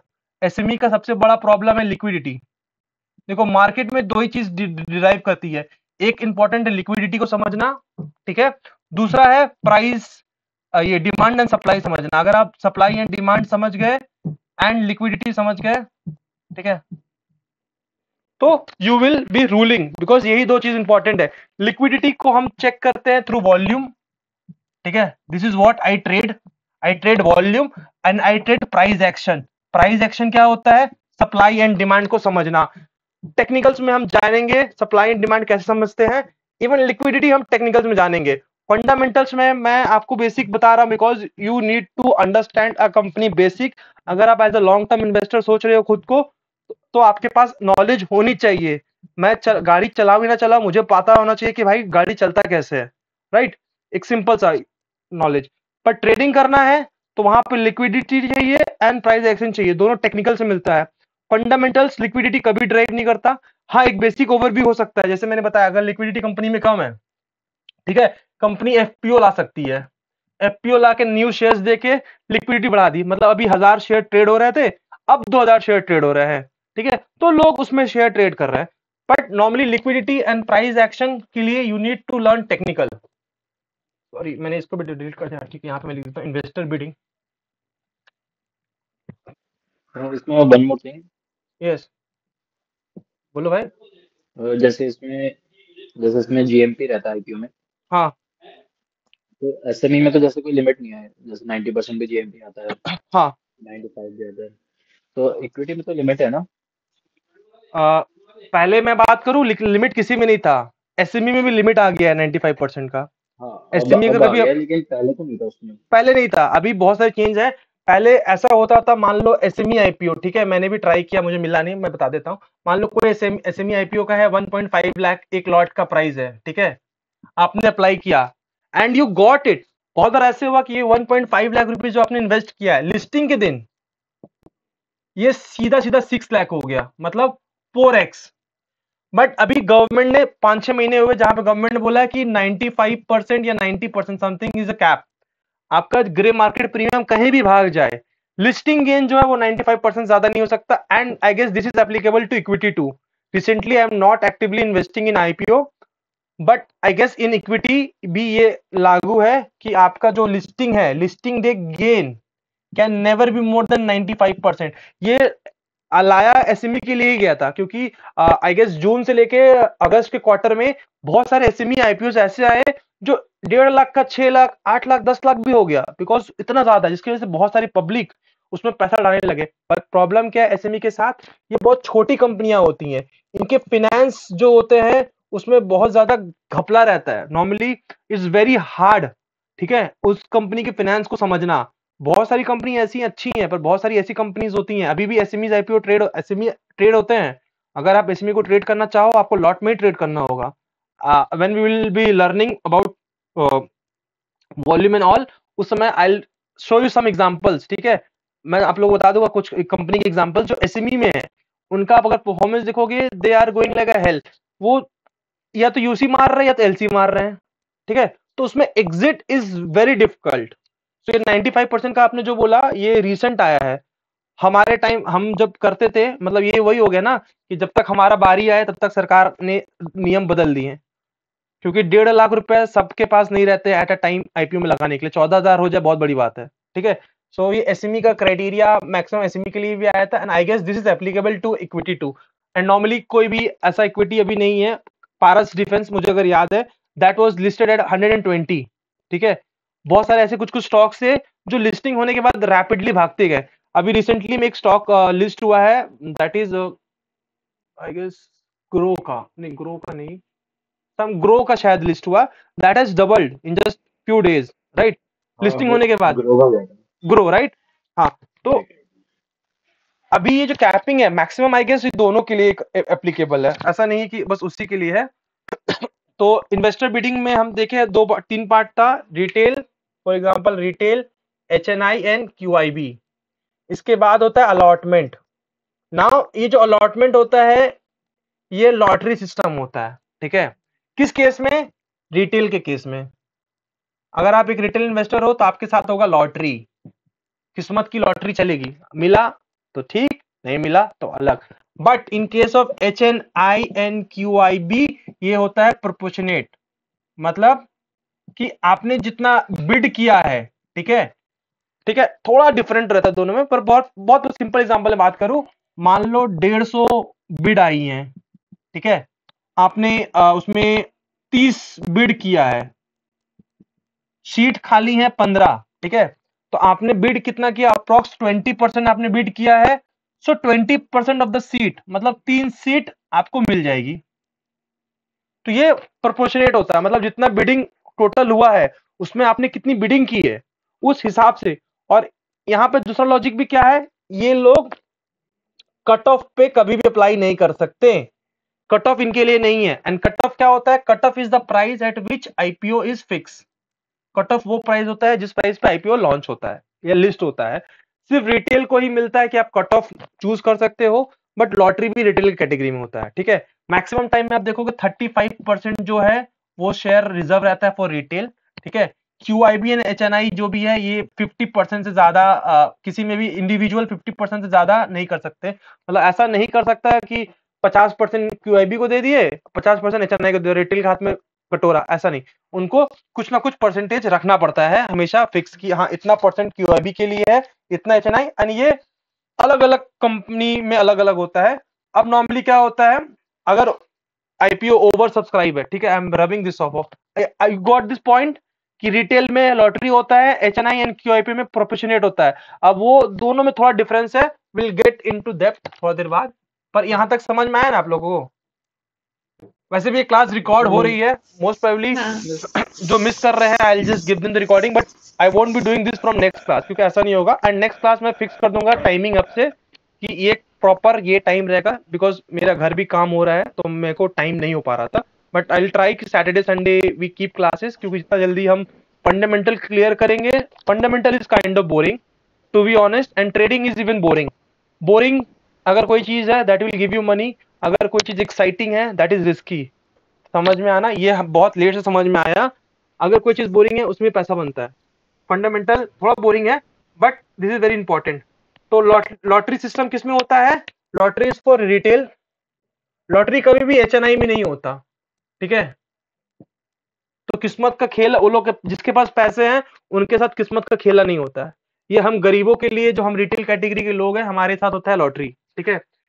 जो प्रोपोर्शनल बेसिस होता है वो होता है for HNI category and QIB। Now difference क्या होता है कि जितना भी डिमांड जनरेट होता है उसके हिसाब से जिन्होंने उतना बिड किया है उस कंपेयर में उनको मिलता है। जो मैंने आपको एग्जांपल बताया कि अगर आपने 15 सीट था पर 150 लोगों ने बिड किया, पर उसमें से आपने 30 सीट का बिड किया था, मतलब 20% आपने बिड कर लिया था। सो जो टोटल अलॉटमेंट है उसका 20% आपको मिल जाएगा। सो HNI रहने का फायदा क्या है कि कितना भी अच्छा IPO क्यों ना हो, ठीक है, वहां पे आपको पैसे मिलते हैं। इससे एक बहुत अच्छा एग्जांपल मैं दूंगा, आई गेस आप लोग अगर मालूम होगा कि नहीं होगा, आपने इनका नाम सुना है, अशनीर? अश्नीर ग्रोवर। यस, ये कहानी है, ही इज अ HNI, वो रिटेल नहीं है। अब जब नाइका का, आई गेस नाइका ही का था, नाइका का जब IPO आया था तो Ashneer took loan from some bank but that bank denied. क्यों? अगर अशनीर पैसे लेकर नाइका में डालता as a HNI, Nykaa was a hit IPO, right? तो as this proportional basis IPO जो होता है, तो अशनीर को कुछ ना कुछ अलॉट होता, राइट? तो बड़े लोग क्या करते हैं normally, this is not for only Ashneer, this is normally what people, big people do. ये किसी और ने भी किया था, शायद विजय शेखर शर्मा ने भी किया था समथिंग। नॉर्मली करते हैं, वो बैंक से पैसे उठाते हैं, ठीक है, they take loan from bank and they bid in HNI category, ठीक है। क्यों बिड करते हैं?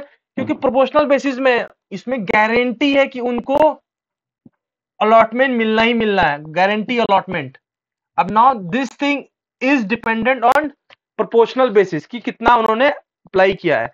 अगर कोई IPO 70-80% भी हिट कर रहा है GMP लिस्टेड, तो मान लो आपको अगर 10% भी मिला हो तो you are gonna make money. आपने 10 करोड़ लगाए थे एंड 10 करोड़ में से 3 करोड़ का ही आपका IPO मिला, एंड वो IPO अगर डबल भी होता है, आपका 3 के 6 हो गए, कितने डेज में? 5 to 6 डेज। ये टाइम IPO का बहुत छोटा है। IPO बेसिकली 3 दिन के लिए खुलता है, चौथा दिन उसका अलॉटमेंट होता है, ठीक है। अलॉटमेंट का तरीका क्या है? आइदर लॉटरी और प्रोपोर्शनल। आप HNI देखोगे तो आपको प्रोपोर्शनल बेसिस में होगा। पांचवा दिन होता है credit into demat account, shares आपके डीमैट में क्रेडिट होते हैं। एंड 6 इज लिस्टिंग, मतलब आप अपने वो बेचो एंड निकल लो, पैसे बेचो एंड पैसे लो और निकल लो, ठीक है। तो ये है फाइनल स्टेप। तो इसमें जो रजिस्ट्रार होता है, बेसिकली ये अलॉटमेंट से लेके क्रेडिट तक जो चीज है, इसको जो मैनेज करते हैं, they are called registrar. Can you name one registrar?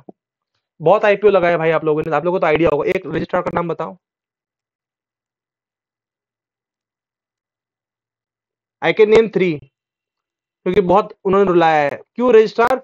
अगर याद होगा, IPO आपको मिला है या नहीं मिला है, उसके लिए हमें रजिस्ट्रार के वेबसाइट पे जाके चेक करना पड़ता था अपना पैन डाल के कि हमें IPO अलॉट हुआ कि नहीं हुआ है। इसकी वजह से I have known view of the registrar, ठीक है। So just name a few if you know, Saniyam और तुलसी। कैम्स, नहीं, कैंप नहीं है। KFin Tech is a registrar. KFin Tech, even KFin Tech is listed. आप इसको ट्रेड भी कर सकते हो. Link in time and big growth था, ऐसे था, आई डोंट रिमेम्बर नाम, ठीक है. पर ये बहुत फेमस है, KFin Tech and link in time, ठीक है. Because majority of the IPO जो 2023-24 में आया था, उनको KFin Tech या तो लिंक इन टाइम. ऐसे आपने कैम्स का बताया, right. Camps is not a basically registrar. वो सारा जो भी ट्रेड हो रहे हैं, ठीक है, जो भी शेयर्स यहाँ से वहां होते हैं, उनको मैनेज करता है. इवन म्यूचुअल फंड अगर आप देखोगे, अगर आप म्यूचुअल फंड में इन्वेस्टेड हो, आपको म्यूचुअल फंड का जो भी आता है नोटिफिकेशन फ्रॉम जीमेल या फ्रॉम CDSL, तो बेसिकली कैम्प्स का काम ही है कि ये कैम्प्स वो जो इनफ्लो ऑफ शेयर्स है, राइट, आपके पैसे कट के म्यूचुअल फंड में गए, म्यूचुअल फंड ने जो स्टेक जो भी कंपनी खरीदा है, उसकी सेटलमेंट सारा कुछ कैम्प्स करता है. तो ये भी एक तरह से मोनोपोली है अपने लाइन में. मेजोरिटी 70 to 80% जो सेटलमेंट है, म्यूचुअल फंड का हो या किसी का भी हो, सेटलमेंट ऑफ शेयर्स वो कैम्प्स मैनेज करता है. Registrar are different. Registrar are those company जो आपके IPO के प्रोसेस में, ठीक है, फ्रॉम अलॉटमेंट टिल क्रेडिट, वो सारा चीज रजिस्ट्रार देखती है. अगर आपको लिस्टिंग भी हुआ है, दैट इज रजिस्ट्रार का काम है. तो यहाँ पे दो पार्ट है. पहला है इन्वेस्टमेंट बैंकर, ठीक है, इसको मर्चेंट बैंकर भी बोलते हैं हम लोग, ठीक है. ये बहुत अलग अलग टाइप के बैंक्स होते हैं, अलग अलग कंपनी अलग अलग बैंक से टाई अप करती है. इन्वेस्टमेंट बैंकर का काम है आपको गाइड करना IPO में कि आपकी कंपनी का क्या बैलेंस शीट है. ये जो DRHP है, ये इन्वेस्टमेंट बैंकर जो है, ठीक है, वो फाइनलाइज करती है. कुछ कुछ कंपनी अगर बहुत बड़ी है तो वहां पे एक से ज्यादा इन्वेस्टमेंट बैंकर रहते हैं, ठीक है. मान लो ICICI भी है, एक्सिस भी है, दोनों ने मिलके वो बनाया है. तो DRHP फाइलिंग से लेके सब कुछ का काम इन्वेस्टमेंट बैंकर ही करती है. उसके बाद प्राइसिंग भी इन्वेस्टमेंट बैंकिंग करती है. अब ये जो बिडिंग का प्रोसेस है, अलॉटमेंट, ये सारा रजिस्ट्रार का काम है. शेयर्स को क्रेडिट करना, लिस्टिंग करना, ठीक है. लिस्टिंग एक बार हो जाती है, वो आपका प्राइमरी से सेकेंडरी में आ गया है. सो this is how share is credited and listed. अब यहां से लिस्टिंग में जो क्रेडिट होता है वो कहाँ क्रेडिट होता है? हमारे डीमैट में. और इंडिया में दो ही डीमैट है, CDSL, NSDL, that is central depository of securities limited, और ये नेशनल सिक्योरिटी डिपॉजिटरी लिमिटेड ऐसे करके है. ये दो जगह है. अगर मैं बात करूं, ये दो तिजोरियां हैं, डिजिटल तिजोरियां, जहां पे आपके शेयर्स रहते हैं. And why are we calling them demat account? Demat का अगर फुल फॉर्म होता है, वो होता है डीमैटेरियलाइजेशन. आज से पहले 10-20 साल पहले शेयर्स के सर्टिफिकेट्स होते थे, ठीक है. अगर आप किसी कंपनी के शेयर्स खरीदे हो तो आपको एक सर्टिफिकेट मिलता था. आज के डेट में वो नहीं है. Now we everything we have in phone, ठीक है. So these are digital bank for shares. हम जो भी खरीदते हैं वो डीमैटेरियलाइज होके CDSL और NSDL में जाके वो सेफ गार्डली रहता है. तो अगर आपके मन में ऐसा भी क्वेश्चन है, अगर मेरे किसी ब्रोकर के पास 1 लाख शेयर्स पड़े हुए हैं, ठीक है, अगर कल के डेट में ब्रोकर भाग गया या बंद हो गया, तो मेरे पैसे का क्या होंगे? This was one of the very big question. देखो, पढ़ाई के साथ साथ I will start giving you some facts जो मेरे को पता है, जो मैंने आज तक पढ़ा है, सीखा. I am rubbing this off, ठीक है. There was a company call Karvy, ठीक है, करवी या कारवी ऐसे करके था, कारवी ब्रोकिंग्स. तो उसका क्या होता, that company went bankrupt. Suppose example ABC, ठीक है, ABC एक कंपनी है, ब्रोकर है, ABC ब्रोकर है. उसके अकाउंट में मेरे 10 लाख रुपए के TCS के शेयर्स हैं एंड 10 लाख रुपए कैश पड़े हुए हैं, ठीक है. अब कल के डेट में अगर ये ABC ब्रोकिंग गायब होती है, तो एज अ इन्वेस्टर मेरा क्या लॉस होता है? पहला चीज कि जो 10 लाख TCS के शेयर, 10 लाख वर्थ के जो TCS के शेयर्स है, ये हमेशा CDSL या NSDL के पास रहते हैं, ठीक है. तो ये मेरे सेफ है क्योंकि ये उस ब्रोकिंग के पास नहीं है. बट ये जो 10 लाख कैश है, ये मेरे ब्रोकिंग के पास है. तो सेबी 2.5 लाख, आई गेस, जहां तक मुझे आइडिया है. देखो, this are for knowledge, this won't help you in trading, but for knowledge you should know कि सेबी आपको एक सर्टेन अमाउंट तक, जैसे RBI का है, अगर कोई बैंक बैंकरप्ट होता है, सो एक लिमिटेड अमाउंट तक पैसे का ही भुगतान RBI आपको करेगा. आपके बैंक में 10 करोड़ क्यों ना हो, 2.5 लाख या कुछ पैसा है अमाउंट, उतना तक ही बैंक आपको देगा पर कस्टमर। सेम वे सेबी का भी है, अगर कोई ब्रोकर गायब होता है या तो बैंकरप्ट, नॉर्मली बैंकरप्ट होते हैं, तो उसमें जो कैश आपने उसमें रखा है अप टिल 2.5 लाख या समथिंग, प्लीज गूगल कर लेना, that is something what SEBI secures, मतलब सेबी आपको सिक्योर करती है। उसके अलावा उसमें आपका 2 करोड़ का शेयर क्यों ना हो, नथिंग टू वरी। क्यों? क्योंकि वो शेयर्स आज के डेट में कहाँ है, सीडीएसएल। पहले यहाँ पे भी एक लूप होल था, राइट। पहले कंपनी क्या करती थी, वो आपके शेयर्स को प्लेज कर देती थी, ठीक है, ये ब्रोकिंग्स। बट अभी ऐसा क्या हो गया, आपने देखा होगा कि आप अब के डेट में आप किसी भी ब्रोकर से शेयर्स को सेल करना चाहते हो, they take you to CDSL website. Maximum CDSL के साथ लिंक है, जैसे I use Zerodha, that is linked with CDSL. They will take you to CDL website. वहां पे यू हैव टू ऑथराइज कि ठीक है, I am giving permission to my broker to sell this number of shares, ठीक है, at my permission they are selling it of.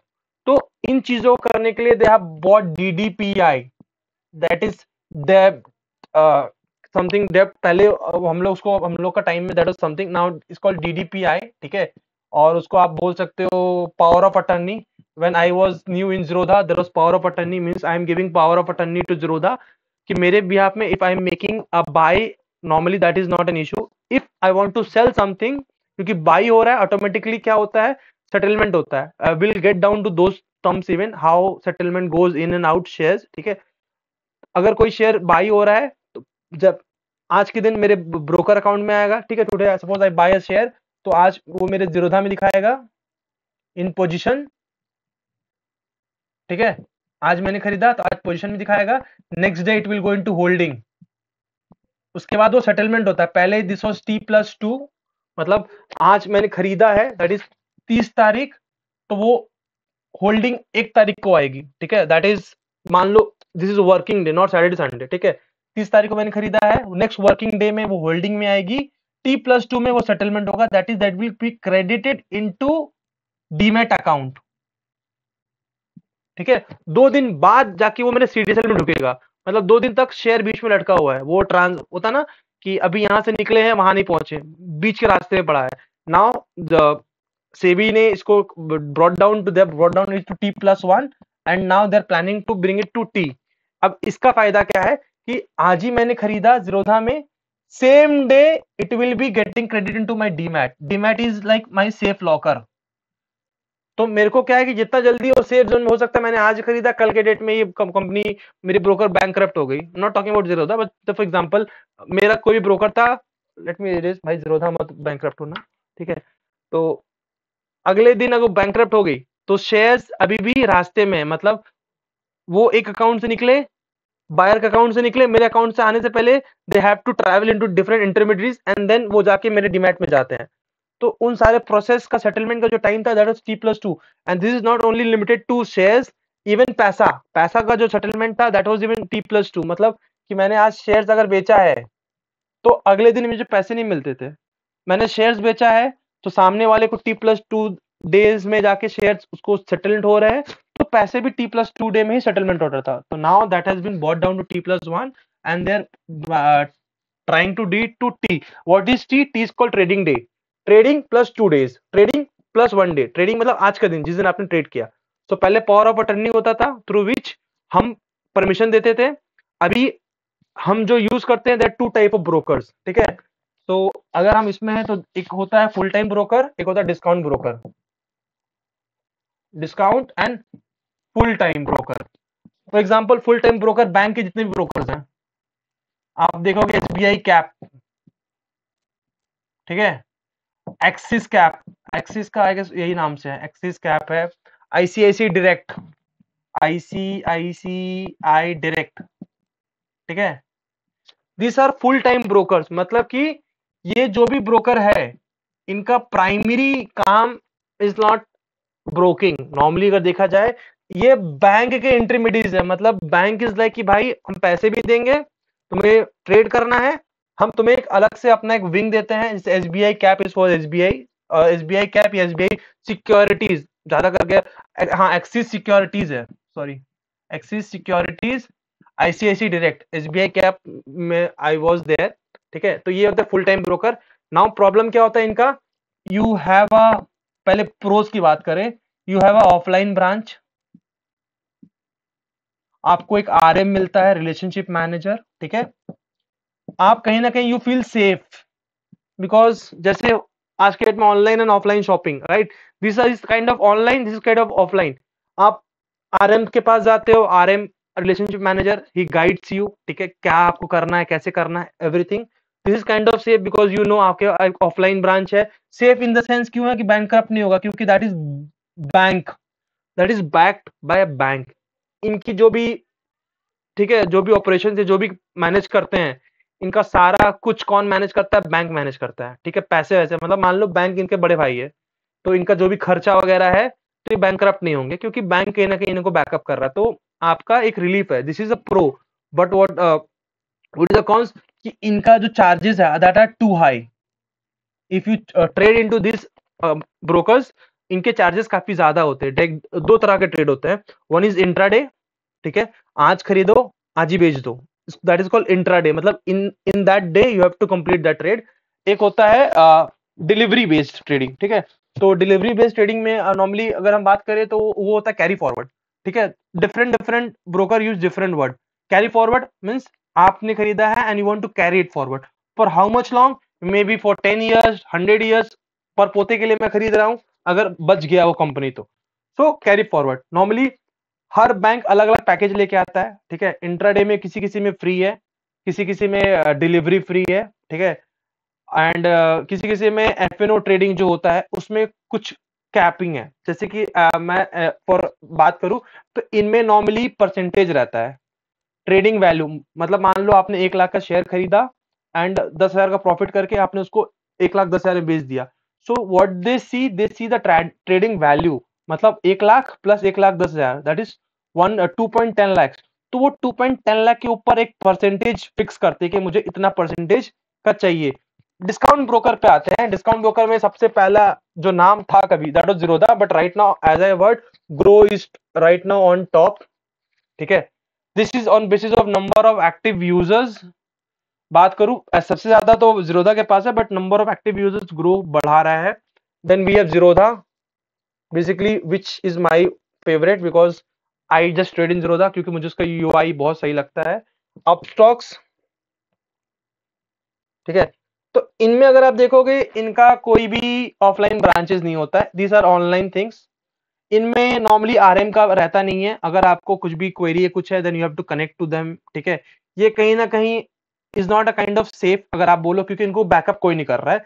Zerodha is a bootstrap company. Bootstrap मतलब कि वो अपने पैसे से ही खुद को एक्सपैंड कर रही है। ग्रो में Tata was a very big investor, Ratan Tata, ठीक है। कुछ दिन पहले ग्रो आईपीओ लाने का पर्पस क्या था, जैसे रतन टाटा ने पैसे डाले थे और लोगों ने पैसे डाले थे, अपने इन्वेस्टर को एग्जिट दिलाने के लिए ग्रो ने आईपीओ लाया था, राइट। और भी जो उनको पैसे चाहिए काम करने के लिए, तो ये हुआ। तो डिस्काउंट ब्रोकर का पहला प्रो ये है कि इनका charges are very less, I won't call nil but is very less, ठीक है। या तो फिक्स्ड है, काइंड ऑफ फिक्स। अगर इसमें आप एफएनओ ट्रेडिंग करोगे तो 20 रुपीज फिक्स है। दिस इज मैं जीरोधा की बात कर रहा हूँ। अगर आप इसमें फ्यूचर एंड ऑप्शन लेते हो तो 20 रुपीज पर ऑर्डर आई गेस है, something which I don't normally, देखो बहुत कम है। और इसमें जो डिलीवरी चार्जेस है दैट इज, अगर आप कोई स्टॉक खरीद कर रख रहे हो दैट इज 0.1 पैसा, मतलब नील के बराबर है। एटलीस्ट इनका है कि you have to charge something, तो दे चार्ज 0.1 पैसा। या तो मान के चलो फ्री है, आपने 20 लाख का भी शेयर खरीदा आज एंड 10 दिन बाद उसको 25 लाख में बेच दिया, आपने 5 लाख का प्रॉफिट कमाया। On brokerage you are just giving a single penny. But इस केस में अगर इवन 1% ब्रोकरेज होता है, तो आप देखो आपने 20 लाख का खरीदा एंड 25 लाख का बेचा, टोटल 45 लाख रुपीज का हो गया ट्रेड वैल्यू। प्रॉफिट आपने कितना किया, 5 लाख। इसमें से मेजर चंक सबसे ज्यादा जो जाता है वो जाता है एसटीटी का, सिक्योरिटी ट्रांजैक्शन टैक्स। ये 2008 के बाद आया था, क्योंकि उस समय बहुत चीजें नहीं थी। बट रिसेंटली एसटीटी भी हमको देना पड़ता है, जीएसटी भी देना पड़ता है and long term capital gain भी देना पड़ता है। तो a lot of charges we have to give right now. Earlier it was not there, earlier कुछ चार्जेस नहीं था। अगर मैं बात करूं, पहले डिविडेंड वाज टैक्स फ्री, ठीक है। Long term capital gain was even tax free to some extent. कुछ साल पहले इसको बढ़ा के 10% किया गया long term capital gain, and जहां पे आपका टेन्योर था कि 1 साल के ऊपर अगर रखते हो तो 10% देना पड़ेगा। Dividend was tax free, one of the major thing. अभी वो हो गया है कि आपका 1.25 लाख तक जीरो है, उसके ऊपर आपको 12.5% देना पड़ेगा। And short term capital gain is around 20%, that is less than 365 days. That was 15% when I started trading, उसके पहले I guess it was less. ठीक है, सो पहले टैक्सेस उतना नहीं थे तो काफी लॉसेस होता था, तो STT was launch to do that. But अभी के डेट में स्टैंप ड्यूटी, ठीक है, एसटीटी इज द मेजॉरिटी। अब सबसे ज्यादा अगर मैं बात करूं चार्जेस का तो एसटीटी लेके जाता है। तो अब मैं 45 लाख रुपीस का अगर 1% भी बात करूं तो मेरे अराउंड 4,500 रुपए, ठीक है, नॉट 1%, 45 और 0.1% समथिंग ऐसे रहता है, तो 4,500 रुपए में ब्रोकरेज में चले जा रहे हैं।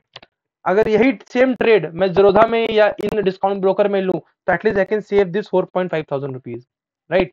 सो this is one of the disadvantages using this. और इनका प्लेटफॉर्म भी बहुत स्लो रहता है बिकॉज इनका मेन ऑपरेशन ही नहीं है, इनका मेन जो धंधा पानी है वो बैंक है ना।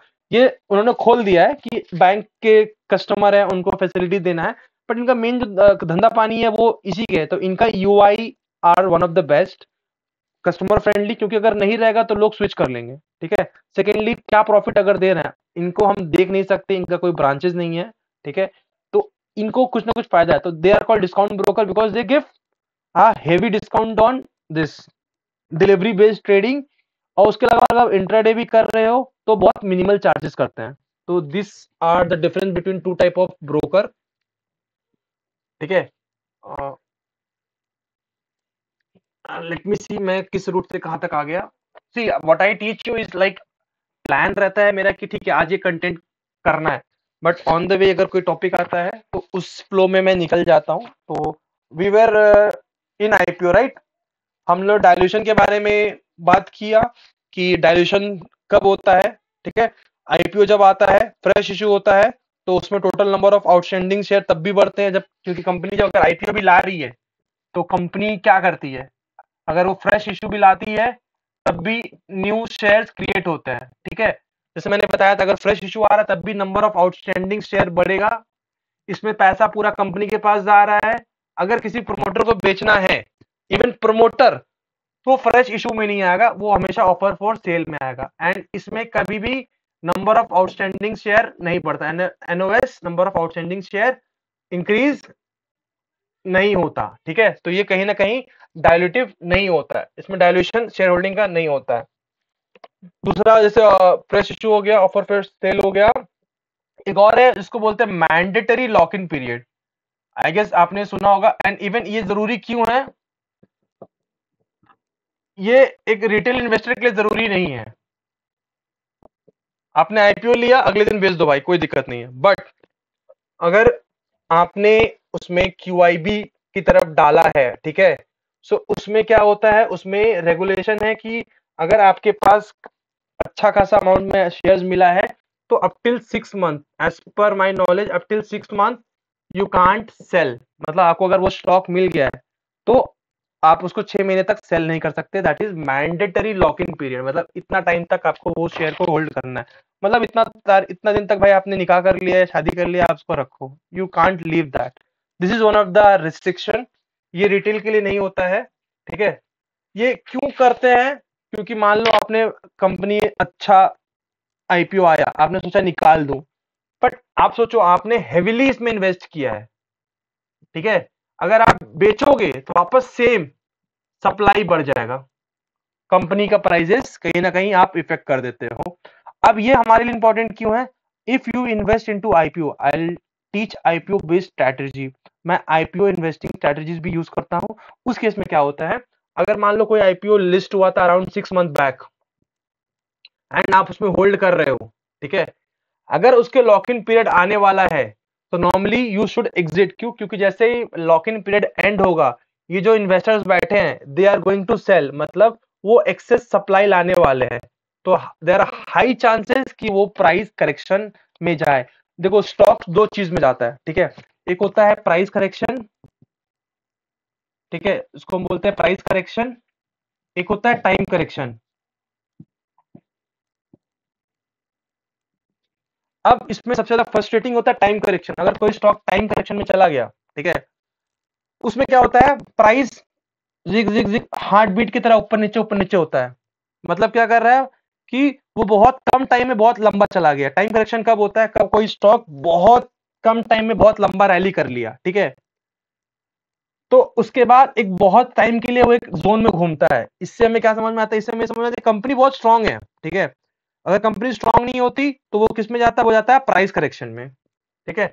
फॉर एग्जांपल यहाँ पे देखो, आई गेस दिख रहा है, मान लो एक स्टॉक बहुत ऊपर गया एंड वो सट सट सट सट सट नीचे आ गया, दिस इज प्राइस करेक्शन। मतलब कि आउट ऑफ फोमो, जैसे होता है ना कि मैंने पिज्जा खरीदा किसी दुकान से, मैंने बोला भाई सनियम यहाँ का पिज्जा बहुत अच्छा है बट लिमिटेड है, चलो चल खा लेते हैं, वरना नॉट पिज्जा, चलो फोन था कि ये बहुत डिस्काउंट दे रहे हैं। तो कोई चीज out of FOMO, this is basically FOMO वाला चीज। अगर फोमो या कोई न्यूज, ठीक है, कुछ न्यूज आ गया, इस बेसिस में अगर कोई चीज का दाम बहुत जल्दी बढ़ा है एंड ये उसके फंडामेंटल को जस्टिफाई नहीं कर रहा है, मतलब अगर वो उसका यहाँ पे 100 रुपया है और वो 200 रुपया तक आ गया, मान के चलो फोन का ही 100 का फोन था, सडनली वो लिमिटेड एडिशन था, लोग पागल की तरह खरीदने लगे, 200 तक ले गए, बट हमें पता है उस फोन का दाम 100 रुपया है, 200 नहीं है। तो वहां पे क्या होता है, वहां पे वो चल जाता है time price correction. Price correction में क्या होता है, price start to correct, right. And जो चीज जाता है, मार्केट का एक बहुत सिंपल लॉजिक है, market goes up on steps but falls from a cliff. जाता है स्लो है पर गिरता है फ्रॉम क्लिफ। तो अगर कोई स्टॉक स्टॉक प्राइस करेक्शन में जा रहा है तो उसका फंडामेंटल हमेशा वीक रहेगा, ये याद रखना। क्यों फंडामेंटल चेक करना पड़ता है, अगर आप किसी ऐसे स्टॉक में फंसे हो that is going to price correction, chances है कि फंडामेंटल इज वेरी वीक, बहुत कम टाइम में उसने एक बहुत हाइप बना लिया था एंड वो जो प्राइस है पब्लिक को लग नहीं रहा कि भाई ये आने वाले कुछ टाइम में ये आएगा, तो प्राइस करेक्ट होता है। बहुत बड़ा एग्जांपल है पेटीएम, वो लिस्ट हुआ था 2000 में रुपीज में, that came down to 300 rupees, अभी आई गेस अराउंड 1000 समथिंग चल रहा है, I am not updated with the price, ठीक है। अब टाइम करेक्शन में क्या होता है कि सेम 100 रुपीज का चीज 200 चला गया, बट इन्वेस्टर को लगता है कि नहीं, आने वाले मे बी ये क्वार्टर या अगले क्वार्टर में कंपनी कैन परफॉर्म एंड वो जो वैल्यूएशन कंपनी मांग रही है 200 रुपए, ठीक है, वो कहीं ना कहीं जस्टिफाइबल है। उस पीरियड में क्या होता है, प्राइस करेक्ट नहीं होता, उसमें टाइम करेक्शन होता है। मतलब कि जब तक वो मान लो पहला क्वार्टर में कंपनी ने 100 रुपीज की प्रॉफिट की, 100 रुपए हम डिमांड किया, क्वार्टर 2 में 120 रुपीज की प्रॉफिट की पर कंपनी 200 रुपए भाग गए, ठीक है। यहाँ पे आप देखोगे तो यहाँ पे कंपनी का जो ईपीएस है, अर्निंग पर शेयर, ठीक है, कहीं ना कहीं वो या पर पी जो मैं बात करूं, 100 रुपए कमाने के लिए 100 रुपए मुझे देना पड़ा, ठीक है, तो ये कहीं ना कहीं 1 है, बट यहाँ 120 रुपए कमाने के लिए मुझे 200 रुपए देना पड़ा। बट इन्वेस्टर के अंदर होप है कि होता है क्वार्टर 3 रिजल्ट अच्छा हो, क्वार्टर 3 में कंपनी ने 160 रुपए कमाए, तो एज ए इन्वेस्टर मैं क्या देख रहा हूँ कि हाँ कंपनी की प्रॉफिट जो है वो बढ़ रही है, ठीक है, बट अभी भी वो मुझे प्राइस कहीं मैच नहीं कर पा रहा है, बट कंपनी की फंडामेंटल स्ट्रांग है, कंपनी की बैकिंग अच्छी है, या तो कंपनी में डिमांड एंड सप्लाई का जो बैलेंस है, ठीक है, डिमांड जितना सप्लाई है, डिमांड उसको सब अब्सॉर्ब कर ले रहा है, तो कहीं ना कहीं वो कंपनी टाइम करेक्शन में जा रही है, वो प्राइस करेक्ट नहीं हो रही है। तो टाइम करेक्शन वाली companies are fundamentally very strong. क्यों, क्योंकि कैसे मालूम चलेगा, क्योंकि एक तो क्वार्टर ऑन क्वार्टर रिजल्ट बढ़ रहा है, ठीक है, एंड इसको टेक्निकल में आप देखोगे तो एक पैटर्न भी बनता है, when will get into technical तो आपको समझ में आएगा price correction and time correction patterns में ही बताते हैं, बट नॉर्मली आपको समझना होगा there are 2 cycles, price correction, time correction. If you are stuck in time correction, frustrating रहेगा, क्योंकि आज 2% उठा, कल फिर 1% डाउन, परसों 3% उठा, फिर 4% डाउन, तो एक टाइम में आपको झुला के रखेगा तो फ्रस्ट्रेशन रहता है। बट अगर आप टाइम करेक्शन में फंसे, सॉरी प्राइस करेक्शन फटे, तब की फट जाती है, टू वेरी ऑनेस्ट, क्योंकि तब प्राइस धम धम धम नीचे आता है। सबसे बड़ा एग्जांपल पक्का का, ठीक है, अभी कुछ दिन पहले I guess people were seeing की कुछ शेयर्स के बारे में हम डिस्कस कर रहे थे, तो वो भीतर लगे हुए हैं, उनका टाइम करेक्शन चल रहा है, प्राइस करेक्शन नहीं चल रहा है, सॉरी प्राइस करेक्शन चल रहा है, वो नीचे की तरफ जा रहे हैं। वो नीचे क्यों जा रहे हैं, क्योंकि उनका फंडामेंटल या उनका performance up to the mark नहीं है। आज की डेट में इन्वेस्टर जो भी चल रहा है उतना भी देने के लिए रेडी नहीं है, ठीक है। प्राइस बैलेंस तभी होता है जब आपका सप्लाई एंड डिमांड दोनों बैलेंस होता है। Supply and demand is like a seesaw, right, उसको बैलेंस करने के लिए मुझे लग रहा है कि 100 रुपए का चीज है तो सामने वाले को भी लगना चाहिए 100 का चीज है। मुझे लग रहा है 100 का है, सामने वाला बोला नहीं भाई ये तो 20 का है या वो 80 का है, तो वो ऑटोमेटिकली डिक्लाइन होगा। तो दिस बैलेंस को बनाने के लिए जरूरी है समझना। तो हम जो सीखेंगे आगे, ठीक है, वो प्राइस करेक्शन, टाइम करेक्शन दोनों के बारे में सीखेंगे, चार्ट्स में भी देखेंगे, एग्जांपल्स भी पढ़ेंगे एंड इसको आइडेंटिफाई कैसे करना है, ठीक है। कहीं ना कहीं देखो फंडामेंटल इसमें भी आ रहा है, this is for long term कि अगर बहुत अच्छा एग्जांपल फॉर टाइम करेक्शन है हिंदुस्तान यूनिलीवर या एशियन पेंट। अगर आप एशियन पेंट का देखोगे चार्ट, और सबसे रिसेंट एग्जांपल मैं बताऊं टाइटन का है, ठीक है, because I was trading this company कुछ टाइम पहले का मैं बात करूं तो 2024 से वो एक ही जोन में एक ही प्राइस के पास फ्लक्चुएट कर रहा है। That is something called time correction, क्योंकि वो एक रैपिड मूव आया, ठीक है।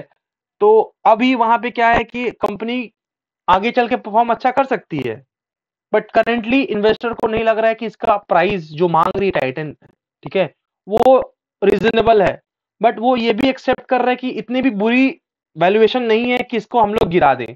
सो somebody is selling, somebody is buying, trading happens every day. ऐसा नहीं है कि स्टॉक में अगर कोई प्राइस पे फिक्स है तो वहां ट्रेडिंग नहीं हो रहा है। अगर आप देखोगे every day every share is traded. So there is somebody who is buying, there is somebody who is selling.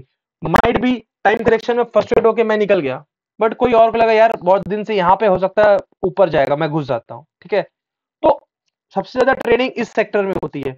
इसमें क्या होता है, इसमें होप वाले बैठे रहते हैं प्राइस करेक्शन में, यार क्या पता और गिरते गिरते कहीं रुक जाए, ठीक है।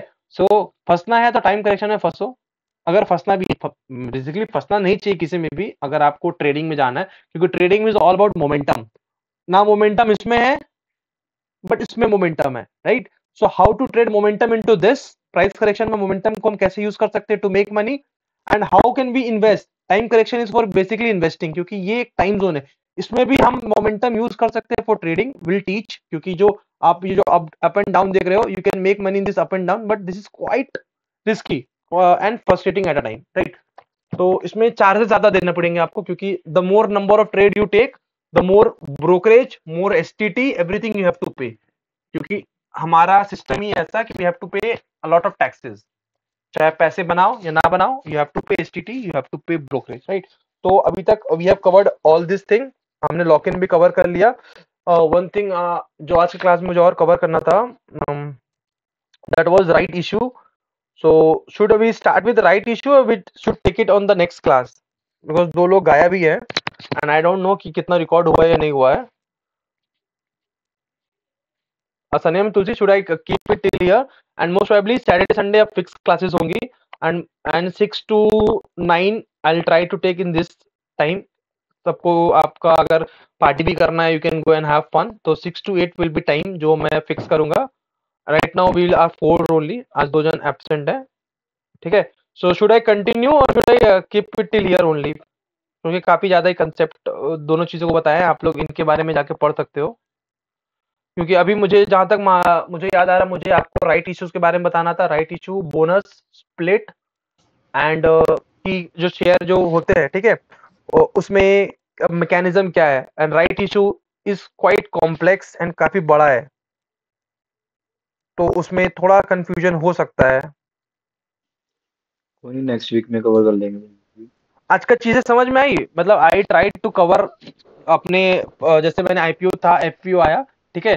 तो सीक्वेंस बहुत सिंपल सा है, we are going first we learn IPO, FPO and right issue में मैं इसलिए आने मांग रहा था, and right issue, split, bonus, क्योंकि these are the activities which are done by the company itself.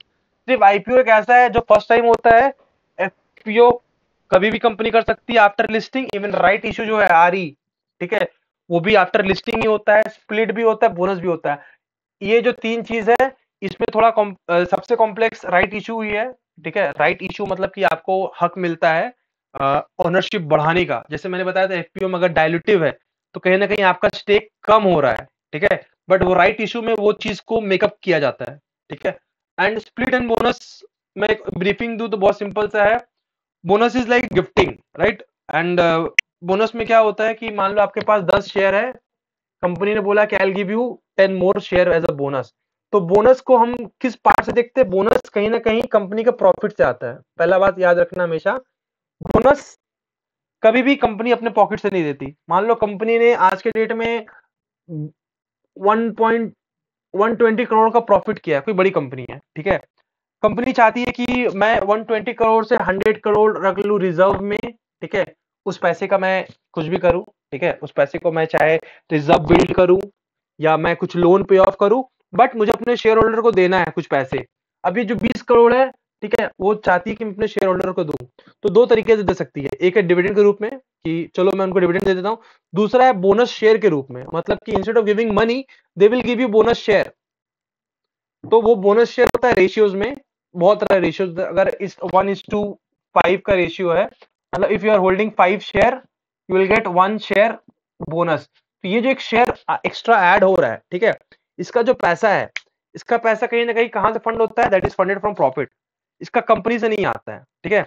Split in a case is a different thing. Split में normally will cover in very deep. मैं बहुत simple बता रहा हूँ, split में क्या होता है, मान लो कोई कंपनी ट्रेड हो रहा है एट 10,000, तो कंपनी को क्या लगता है, देखो ये बहुत माइंडसेट का खेला है आज के डेट में। If you ask any new person, ठीक है, उनको आप जाओ, उनको बोलो कंपनी के नाम बताओ, उनको बोलो कि आपके पास 10,000 रुपए है, ठीक है, and you have to invest. आपके पास एक कंपनी है जिसका पर शेयर का दाम है 10 रुपीज और एक कंपनी जिसका पर शेयर का दाम है 100 रुपीज। आप किस कंपनी में इन्वेस्ट करोगे? उनका पहला आंसर आएगा हमेशा 10 रुपीज। क्यों? सस्ता है, ठीक है। दिस इज व्हाट मुझे बहुत लोगों को मैंने बताया है, समझाया है, एंड आई गेस आप लोग मार्केट में हो तो आप लोग को अच्छे से नॉलेज होगा। सस्ता है या महंगा है कौन डिसाइड करता है? पीई और ईपीएस। बेसिकली पीई ईपीएस से ड्राइव है, that is price to earning. कोई कंपनी सस्ता है महंगा हम कब बोल सकते हैं? जब उसको हम किसी से कंपेयर करें। टीसीएस सस्ता है या महंगा है? टीसीएस को क्या मैं रिलायंस से कंपेयर करूंगा तो मैं बता पाऊंगा टीसीएस सस्ता है या महंगा है? नहीं, क्यों नहीं? उन दोनों का प्राइस टू अर्निंग रेशियो अगर बहुत डिफरेंट रहता है ना। और नहीं। मेन चीज मेन क्यों नहीं कर सकते ये बताओ। Price to earning is a ratio. दोनों का प्राइस टू अर्निंग, मान लो टीसीएस का इज 10, टीसीएस का पी 10 है टीसीएस का, ठीक है, और रिलायंस का इज 15। दोनों तो रेशियो है, तो व्हाई कांट आई कंपेयर?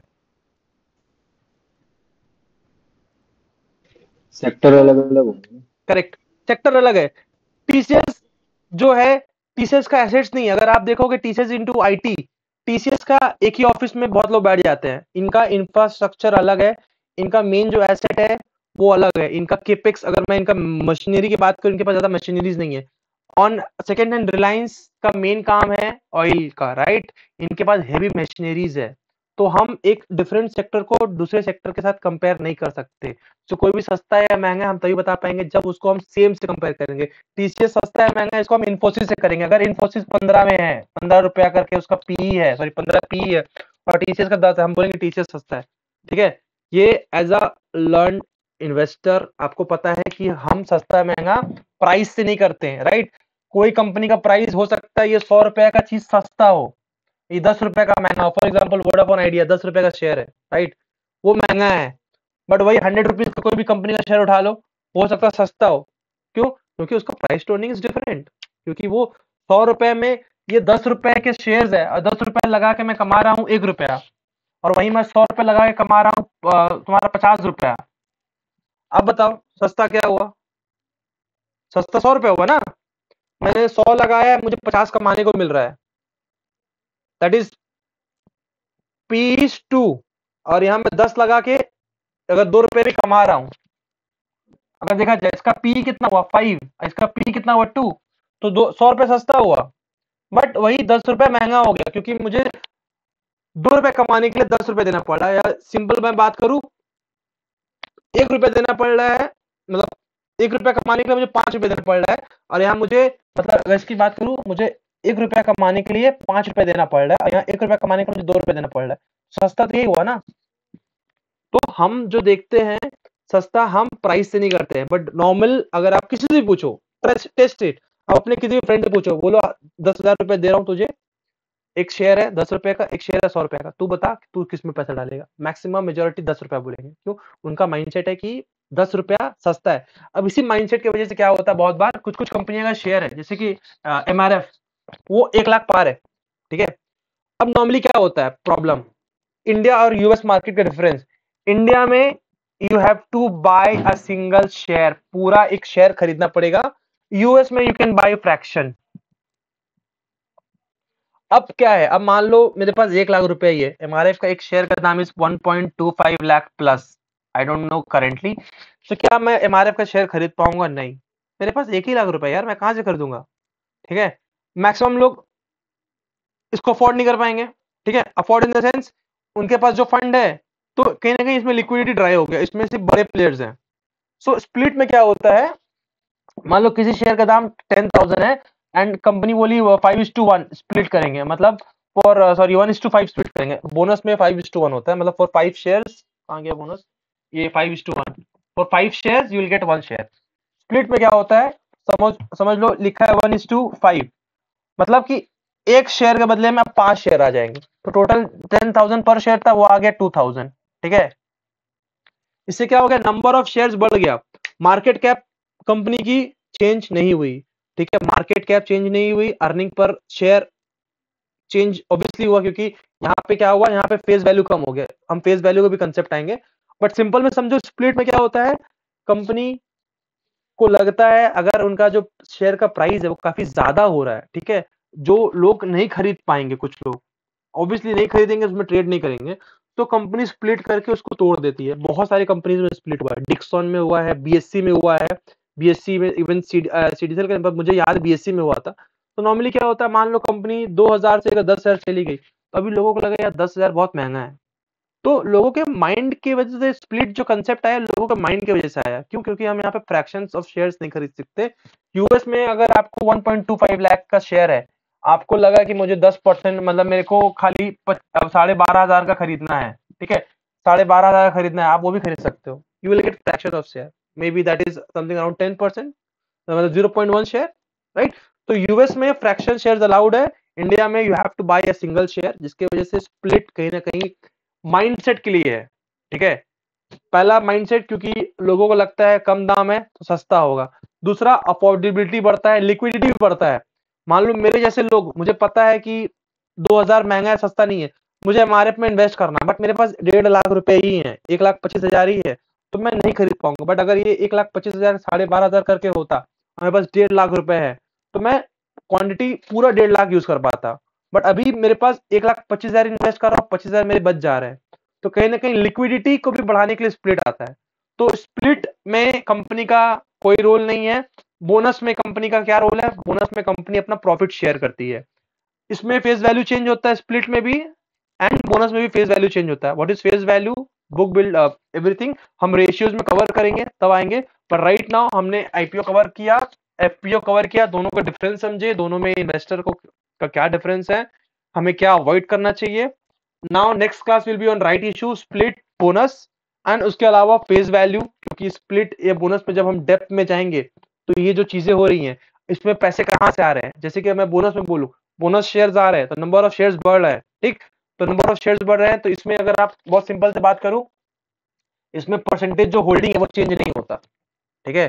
क्यों, क्योंकि यहाँ पे ये मैंडेटरी है, आपके पास अगर शेयर है 10 शेयर है, 5:1 है, तो आपको 10 शेयर पे 2 शेयर मिलना ही मिलना है, तो total number of outstanding share उसी प्रोपोर्शन में बढ़ेंगे जिस प्रोपोर्शन में थे।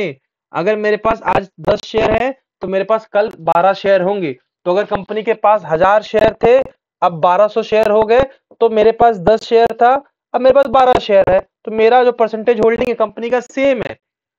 राइट इशू में ये डिफरेंस है। इवन स्प्लिट में भी सेम होता है, नंबर ऑफ शेयर सेम रहता है, क्योंकि जितने प्रोपोर्शन में बढ़ता है उतने प्रोपोर्शन में आपका परसेंटेज, कंपनी का शेयर आउटस्टैंडिंग बढ़ता है, आपका भी शेयर बढ़ता है। तो इन दोनों केस में आपका जो परसेंटेज होल्डिंग वो चेंज नहीं होता, ओनरशिप चेंज नहीं होता। अब ओनरशिप चेंज होने का भी बहुत पंगा है, ठीक है। ओनरशिप चेंज होने का मतलब कहीं ना कहीं आपका पैसे भी, क्योंकि बोनस, डिविडेंड, ये सब डिपेंड करता है नंबर ऑफ शेयर्स पे। अब मान लो कंपनी के पास 1 लाख शेयर थे, अब 2 लाख शेयर हो गए, अब तो पहला बात आपके पास 10,000 शेयर्स थे, 10% के ओनर थे, आप 5% के ओनर ही रह गए, तो आपके नंबर ऑफ शेयर भी कम हो गए। अब अर्निंग पर शेयर जो डिवाइड होगा, राइट, तो पहले 1 लाख शेयर पर अर्निंग डिवाइड हो रहा था, अब 2 लाख शेयर में डिवाइड होगा तो कहीं ना कहीं आपके पास पैसे भी कम आएंगे अगर आप राइट टू इशू में आप अप्लाई नहीं करते, right? So this is quite complex, this will take the majority of time. फिर हम स्प्लिट बोनस, इसके अंदर फेस वैल्यू क्या होता है, राइट इशू में आईपीओ और एफपीओ का भी कुछ पार्ट कवर करेंगे। क्या कवर करेंगे कि जो शेयर्स आ रहे हैं, ठीक है, मैंने बताया कि एक इन्वेस्टर आता है, एक प्रोप्राइटर आता है, कंपनी खोलता है, ठीक है, पैसे उठाते हैं एंजल इन्वेस्टर से, फिर लास्ट में जाता है वो पब्लिक के पास। तो वो पूरे प्रोसेस में how is shares created, that is even a very complex thing to समझना कि कंपनी क्या क्रिएट कर रही है, प्रमोटर अपना क्या बेच रहा है, ठीक है, प्रमोटर अपना भी बेचता है। एंड एज अ कंपनी देखो, promoter is a different entity, company is a different entity. आज के डेट में मैं बात करूं मुकेश अंबानी का, ही इज 40% या 45% ओनर, राइट? कल के डेट में अगर वो पूरे स्टेक्स बेच दें, रिलायंस रहेगा ही, but he won't be a owner any more, क्योंकि उनके पास स्टेक बहुत कम हो जाएगा, उनका पावर कम हो जाएगा, ठीक है? So company has the right, board of directors has the right to take everything, and board of directors में क्या होता है, बिगर इन्वेस्टर्स जो होते हैं वो होते हैं। So this is for the class. If you have any questions, you can ask me. For the next class, for the means this coming Saturday, topic will be right issue. देखो मैं fundamentals पहले cover करूंगा क्योंकि इसमें theory ज्यादा है and इसमें समझने की चीजें ज्यादा हैं, एंड ज्यादा चीजें एक दिन में कवर करूंगा तो बहुत तुम लोग कंफ्यूजन भी हो जाएगा। टेक्निकल विल बी इंटरेस्टिंग क्योंकि वो बहुत मजेदार है, and that will be very short क्योंकि उसमें जो चीजें हैं हम लोग यूएस मार्केट एग्जांपल लेके पढ़ेंगे, बिकॉज इंडियन मार्केट का पुराना चार्ट हमें यूज करना है। तो पुराना चार्ट जो होगा I will be using, because this is one of the thing we can't use recent 3 months का chart even for teaching too. So technical में क्या है कि हम किसी भी चार्ट को पढ़ सकते हैं, commodity, forex, crypto, any charts technical हम कहीं भी अप्लाई कर सकते हैं। सो हम रियल मार्केट ट्रेड भी कर सकते हैं। अगर हम शाम को सैटरडे क्लास कर रहे हैं तो सैटरडे क्रिप्टो मार्केट इज 24/7, हम क्रिप्टो मार्केट में अप्लाई करके देख सकते हैं, राइट? संडे को भी हम लोग अप्लाई करके देख सकते हैं। तो टेक्निकल का जो पार्ट आएगा तो that will be like very interesting part. So for today this is the end. If you have any question you can ask, we have 5 minute more before class end. 2 घंटे का already हो गया है। Saniyam, Tulsi, any question? मैं पूछ रहा था जैसे इसमें क्यूआईबी और एचएनआई में जैसे अप्लाई करते हैं हम, क्या बोला आईपीओ के तुमने? लिए, क्यूआईबी और एचएनआई में जैसे आईपीओ के लिए अप्लाई करते हैं और इसमें लॉक इन पीरियड होता है। बेसिकली क्यूआईबी के लिए होता है, आई गेस एचएनआई के लिए नॉर्मली नहीं रहता है, एंड दोनों का परसेंटेज भी अलग होता है। प्रोपोर्शनेट देखो, लॉटरी रिटेल के लिए प्रोपोर्शनेट जो शेयर है वो एचएनआई एंड क्यूआईबी के लिए है, बट उसमें भी अगर इन डेप्थ देखो, ये फॉर नॉलेज है, बट मैं सर्च करके तो मैं अच्छे से बताऊंगा। प्रोपोर्शनेट दोनों में होता है पर थोड़ा डिफरेंट टाइप में होता है, और मैंडेटरी लॉकिंग जो है बेसिकली वो क्यूआईबी के लिए आई गेस ज्यादा एप्लीकेबल रहता है, बिकॉज वो बड़े फंड लेके रहते हैं। एचएनआई का मैंने नहीं सुना है आज तक, या मैंने देखा नहीं है, आई नीड टू चेक, ठीक है, कि ये एचएनआई का भी lock in, but mandatory lock इन जो है ये रहता है। ये क्यूआईबी के लिए है, ये हम डैम श्योर, क्योंकि क्यूआईबी का मैंने पढ़ा भी है, देखा भी है, क्योंकि जब बहुत सारे आईपीओ कैसे ग्रो का है, तुम ग्रो का चेक करना कि ग्रो का लॉक इन पीरियड कब एंड हो रहा है, 6 महीने बाद का एक कुछ डेट रहेगा, एंड यू कैन सी कि जब लॉक इन पीरियड एंड होता है कि कौन कौन लोग हैं उसमें से एग्जिट कर सकते हैं। बेसिकली क्यूआईबी एग्जिट करते हैं। अच्छा, तो जैसे हमने जैसे शेयर हमें अलॉट हो गए क्यूआईबी कैटेगरी में हाँ, और थोड़े टाइम बाद प्राइस डाउन हो चला गया, अपने आईपीओ प्राइस से भी नीचे आ गया, तो हम कुछ नहीं कर पाएंगे उसमें, जैसे जितना नहीं मर्जी कुछ नहीं पैसा कर हो। पाओगे, कुछ नहीं कर पाओगे। ये देखो, यही चीज है कि लॉक इन पीरियड मतलब क्या हो गया, you can't cell a share. जैसे मैं बात करूं, एक म्यूचुअल फंड आता है ईएलएसएस करके, टैक्स सेविंग फंड, ठीक है, 3 साल का लॉक इन होता है कि आपने अगर खरीद लिया 3 साल तक निकल नहीं सकते। सेम अगर आप इस कैटेगरी देखो, इनका फायदा भी है तो नुकसान भी है। फायदा क्या है कि इनको अलॉटमेंट होना ही होना है, क्यूआईबी एनएचएनआई को, ठीक है, क्योंकि कितना भी ओवर सब्सक्राइब क्यों ना हो जाए, लॉटरी नहीं हो रहा है, उनका प्रोपोर्शनेट मिल रहा है। तो उसके साथ कुछ कॉन्स भी है कि उनको फ्लोर प्राइस पे करना पड़ता है, उनको खुद से बिड करना पड़ता है। मान लो उन्होंने 110 का फ्लोर प्राइस पे बिड किया एंड कट ऑफ 108 हुआ, तो कहीं ना कहीं उनको शायद 110 में ही वो अलॉट होगा, something like that, right? This is something for extra knowledge, क्योंकि हमारा काम का नहीं है। बट सबसे बड़ा प्रॉब्लम क्या होता है for the lock in, company अगर गिर रही है ठीक है, मैं आज कंपनी लिस्ट हुआ, जैसे ग्रो का एग्जांपल लूं, ग्रो काफी अच्छा लिस्ट हुआ था, मेरे को मटार मिला था आज से अराउंड 3 years बैक। ठीक है, कंपनी लिस्ट हुई, लिस्ट होने के बाद वो ऊपर ऊपर ऊपर गई, बट आफ्टर सम टाइम वो ड्रेन आउट हो जाती है। पारस डिफेंस कंपनी लिस्ट होके 1200 तक गई थी, आई गेस वो 400 या समथिंग पे लिस्ट हुई थी, and that went till 1200 something. ठीक है, एज अ रिटेल इन्वेस्टर आप एग्जिट कर सकते हो, बट ये जो मैंडेटरी लॉक इन पीरियड में आप जो क्यूआईबीज हैं उनको मिनिमम 6 महीना वेट करना पड़ेगा। अभी जैसे 6 महीने का शायद टाइम है, उसके पहले वो उसको बेच नहीं सकते हैं, तुमको ऑप्शन ही नहीं आएगा सेल करने का। क्यों? क्योंकि तुमने जो भी खरीदा तुम्हारे ब्रोकर में नहीं, वो तुम्हारे सीडीएसएल अकाउंट में चला गया, डिपॉजिटरी में चला गया, दैट इज सीडीएसएल और एनएचडीएल।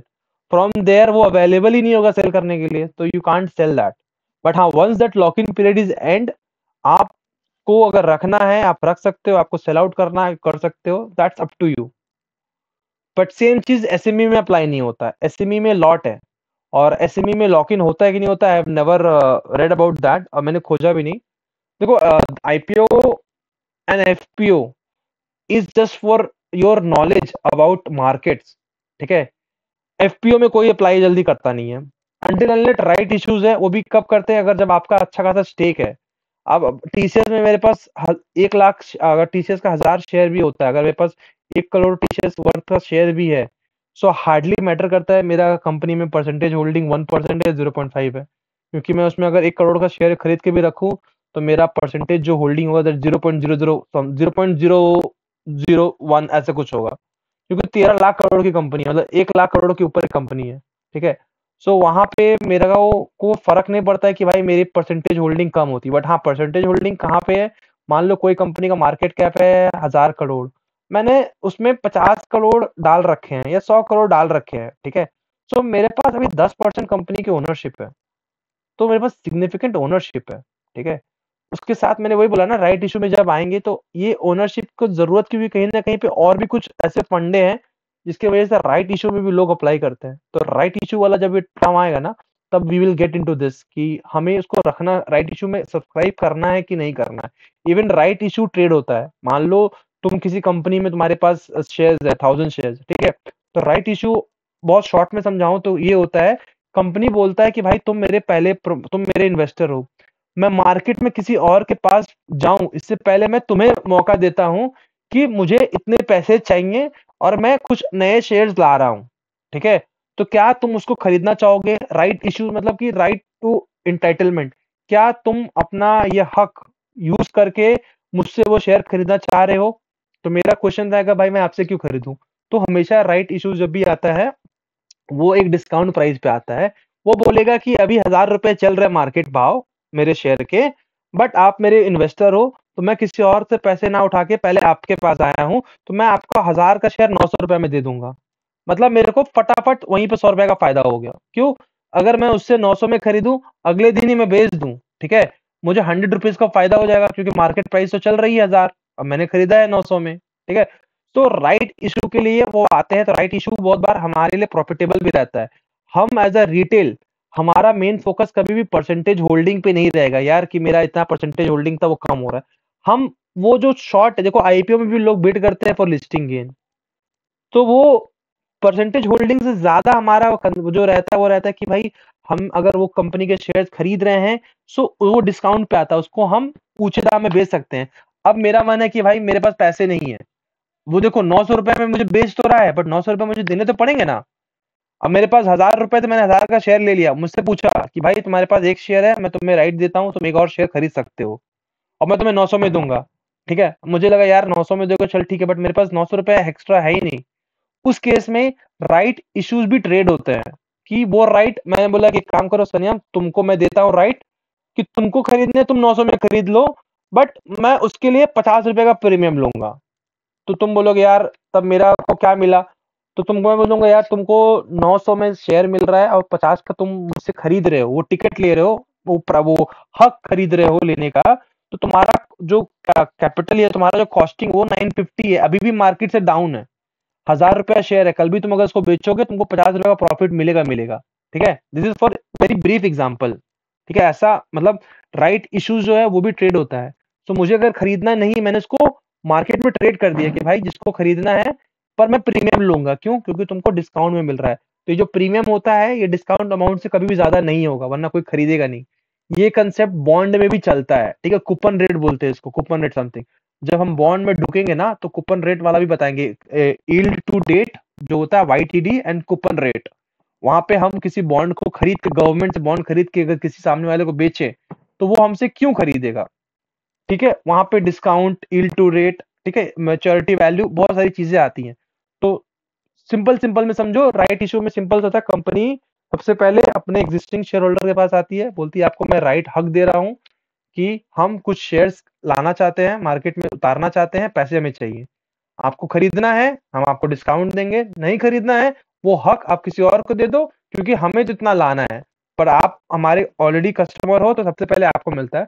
तो वो 10:1, 1:5 अलग अलग रेशियो में होता है। बेसिकली अगर आपके पास 10 शेयर है तो आपको 1 इशू मिला, राइट इशू, मतलब एक शेयर आपको मिल सकता है, इट्स काइंड ऑफ थिंग। अब उसको लेना ना लेना आपके, पर देखो स्प्लिट बोनस में ऑटोमेटिकली आपको मिलेगा, ठीक है।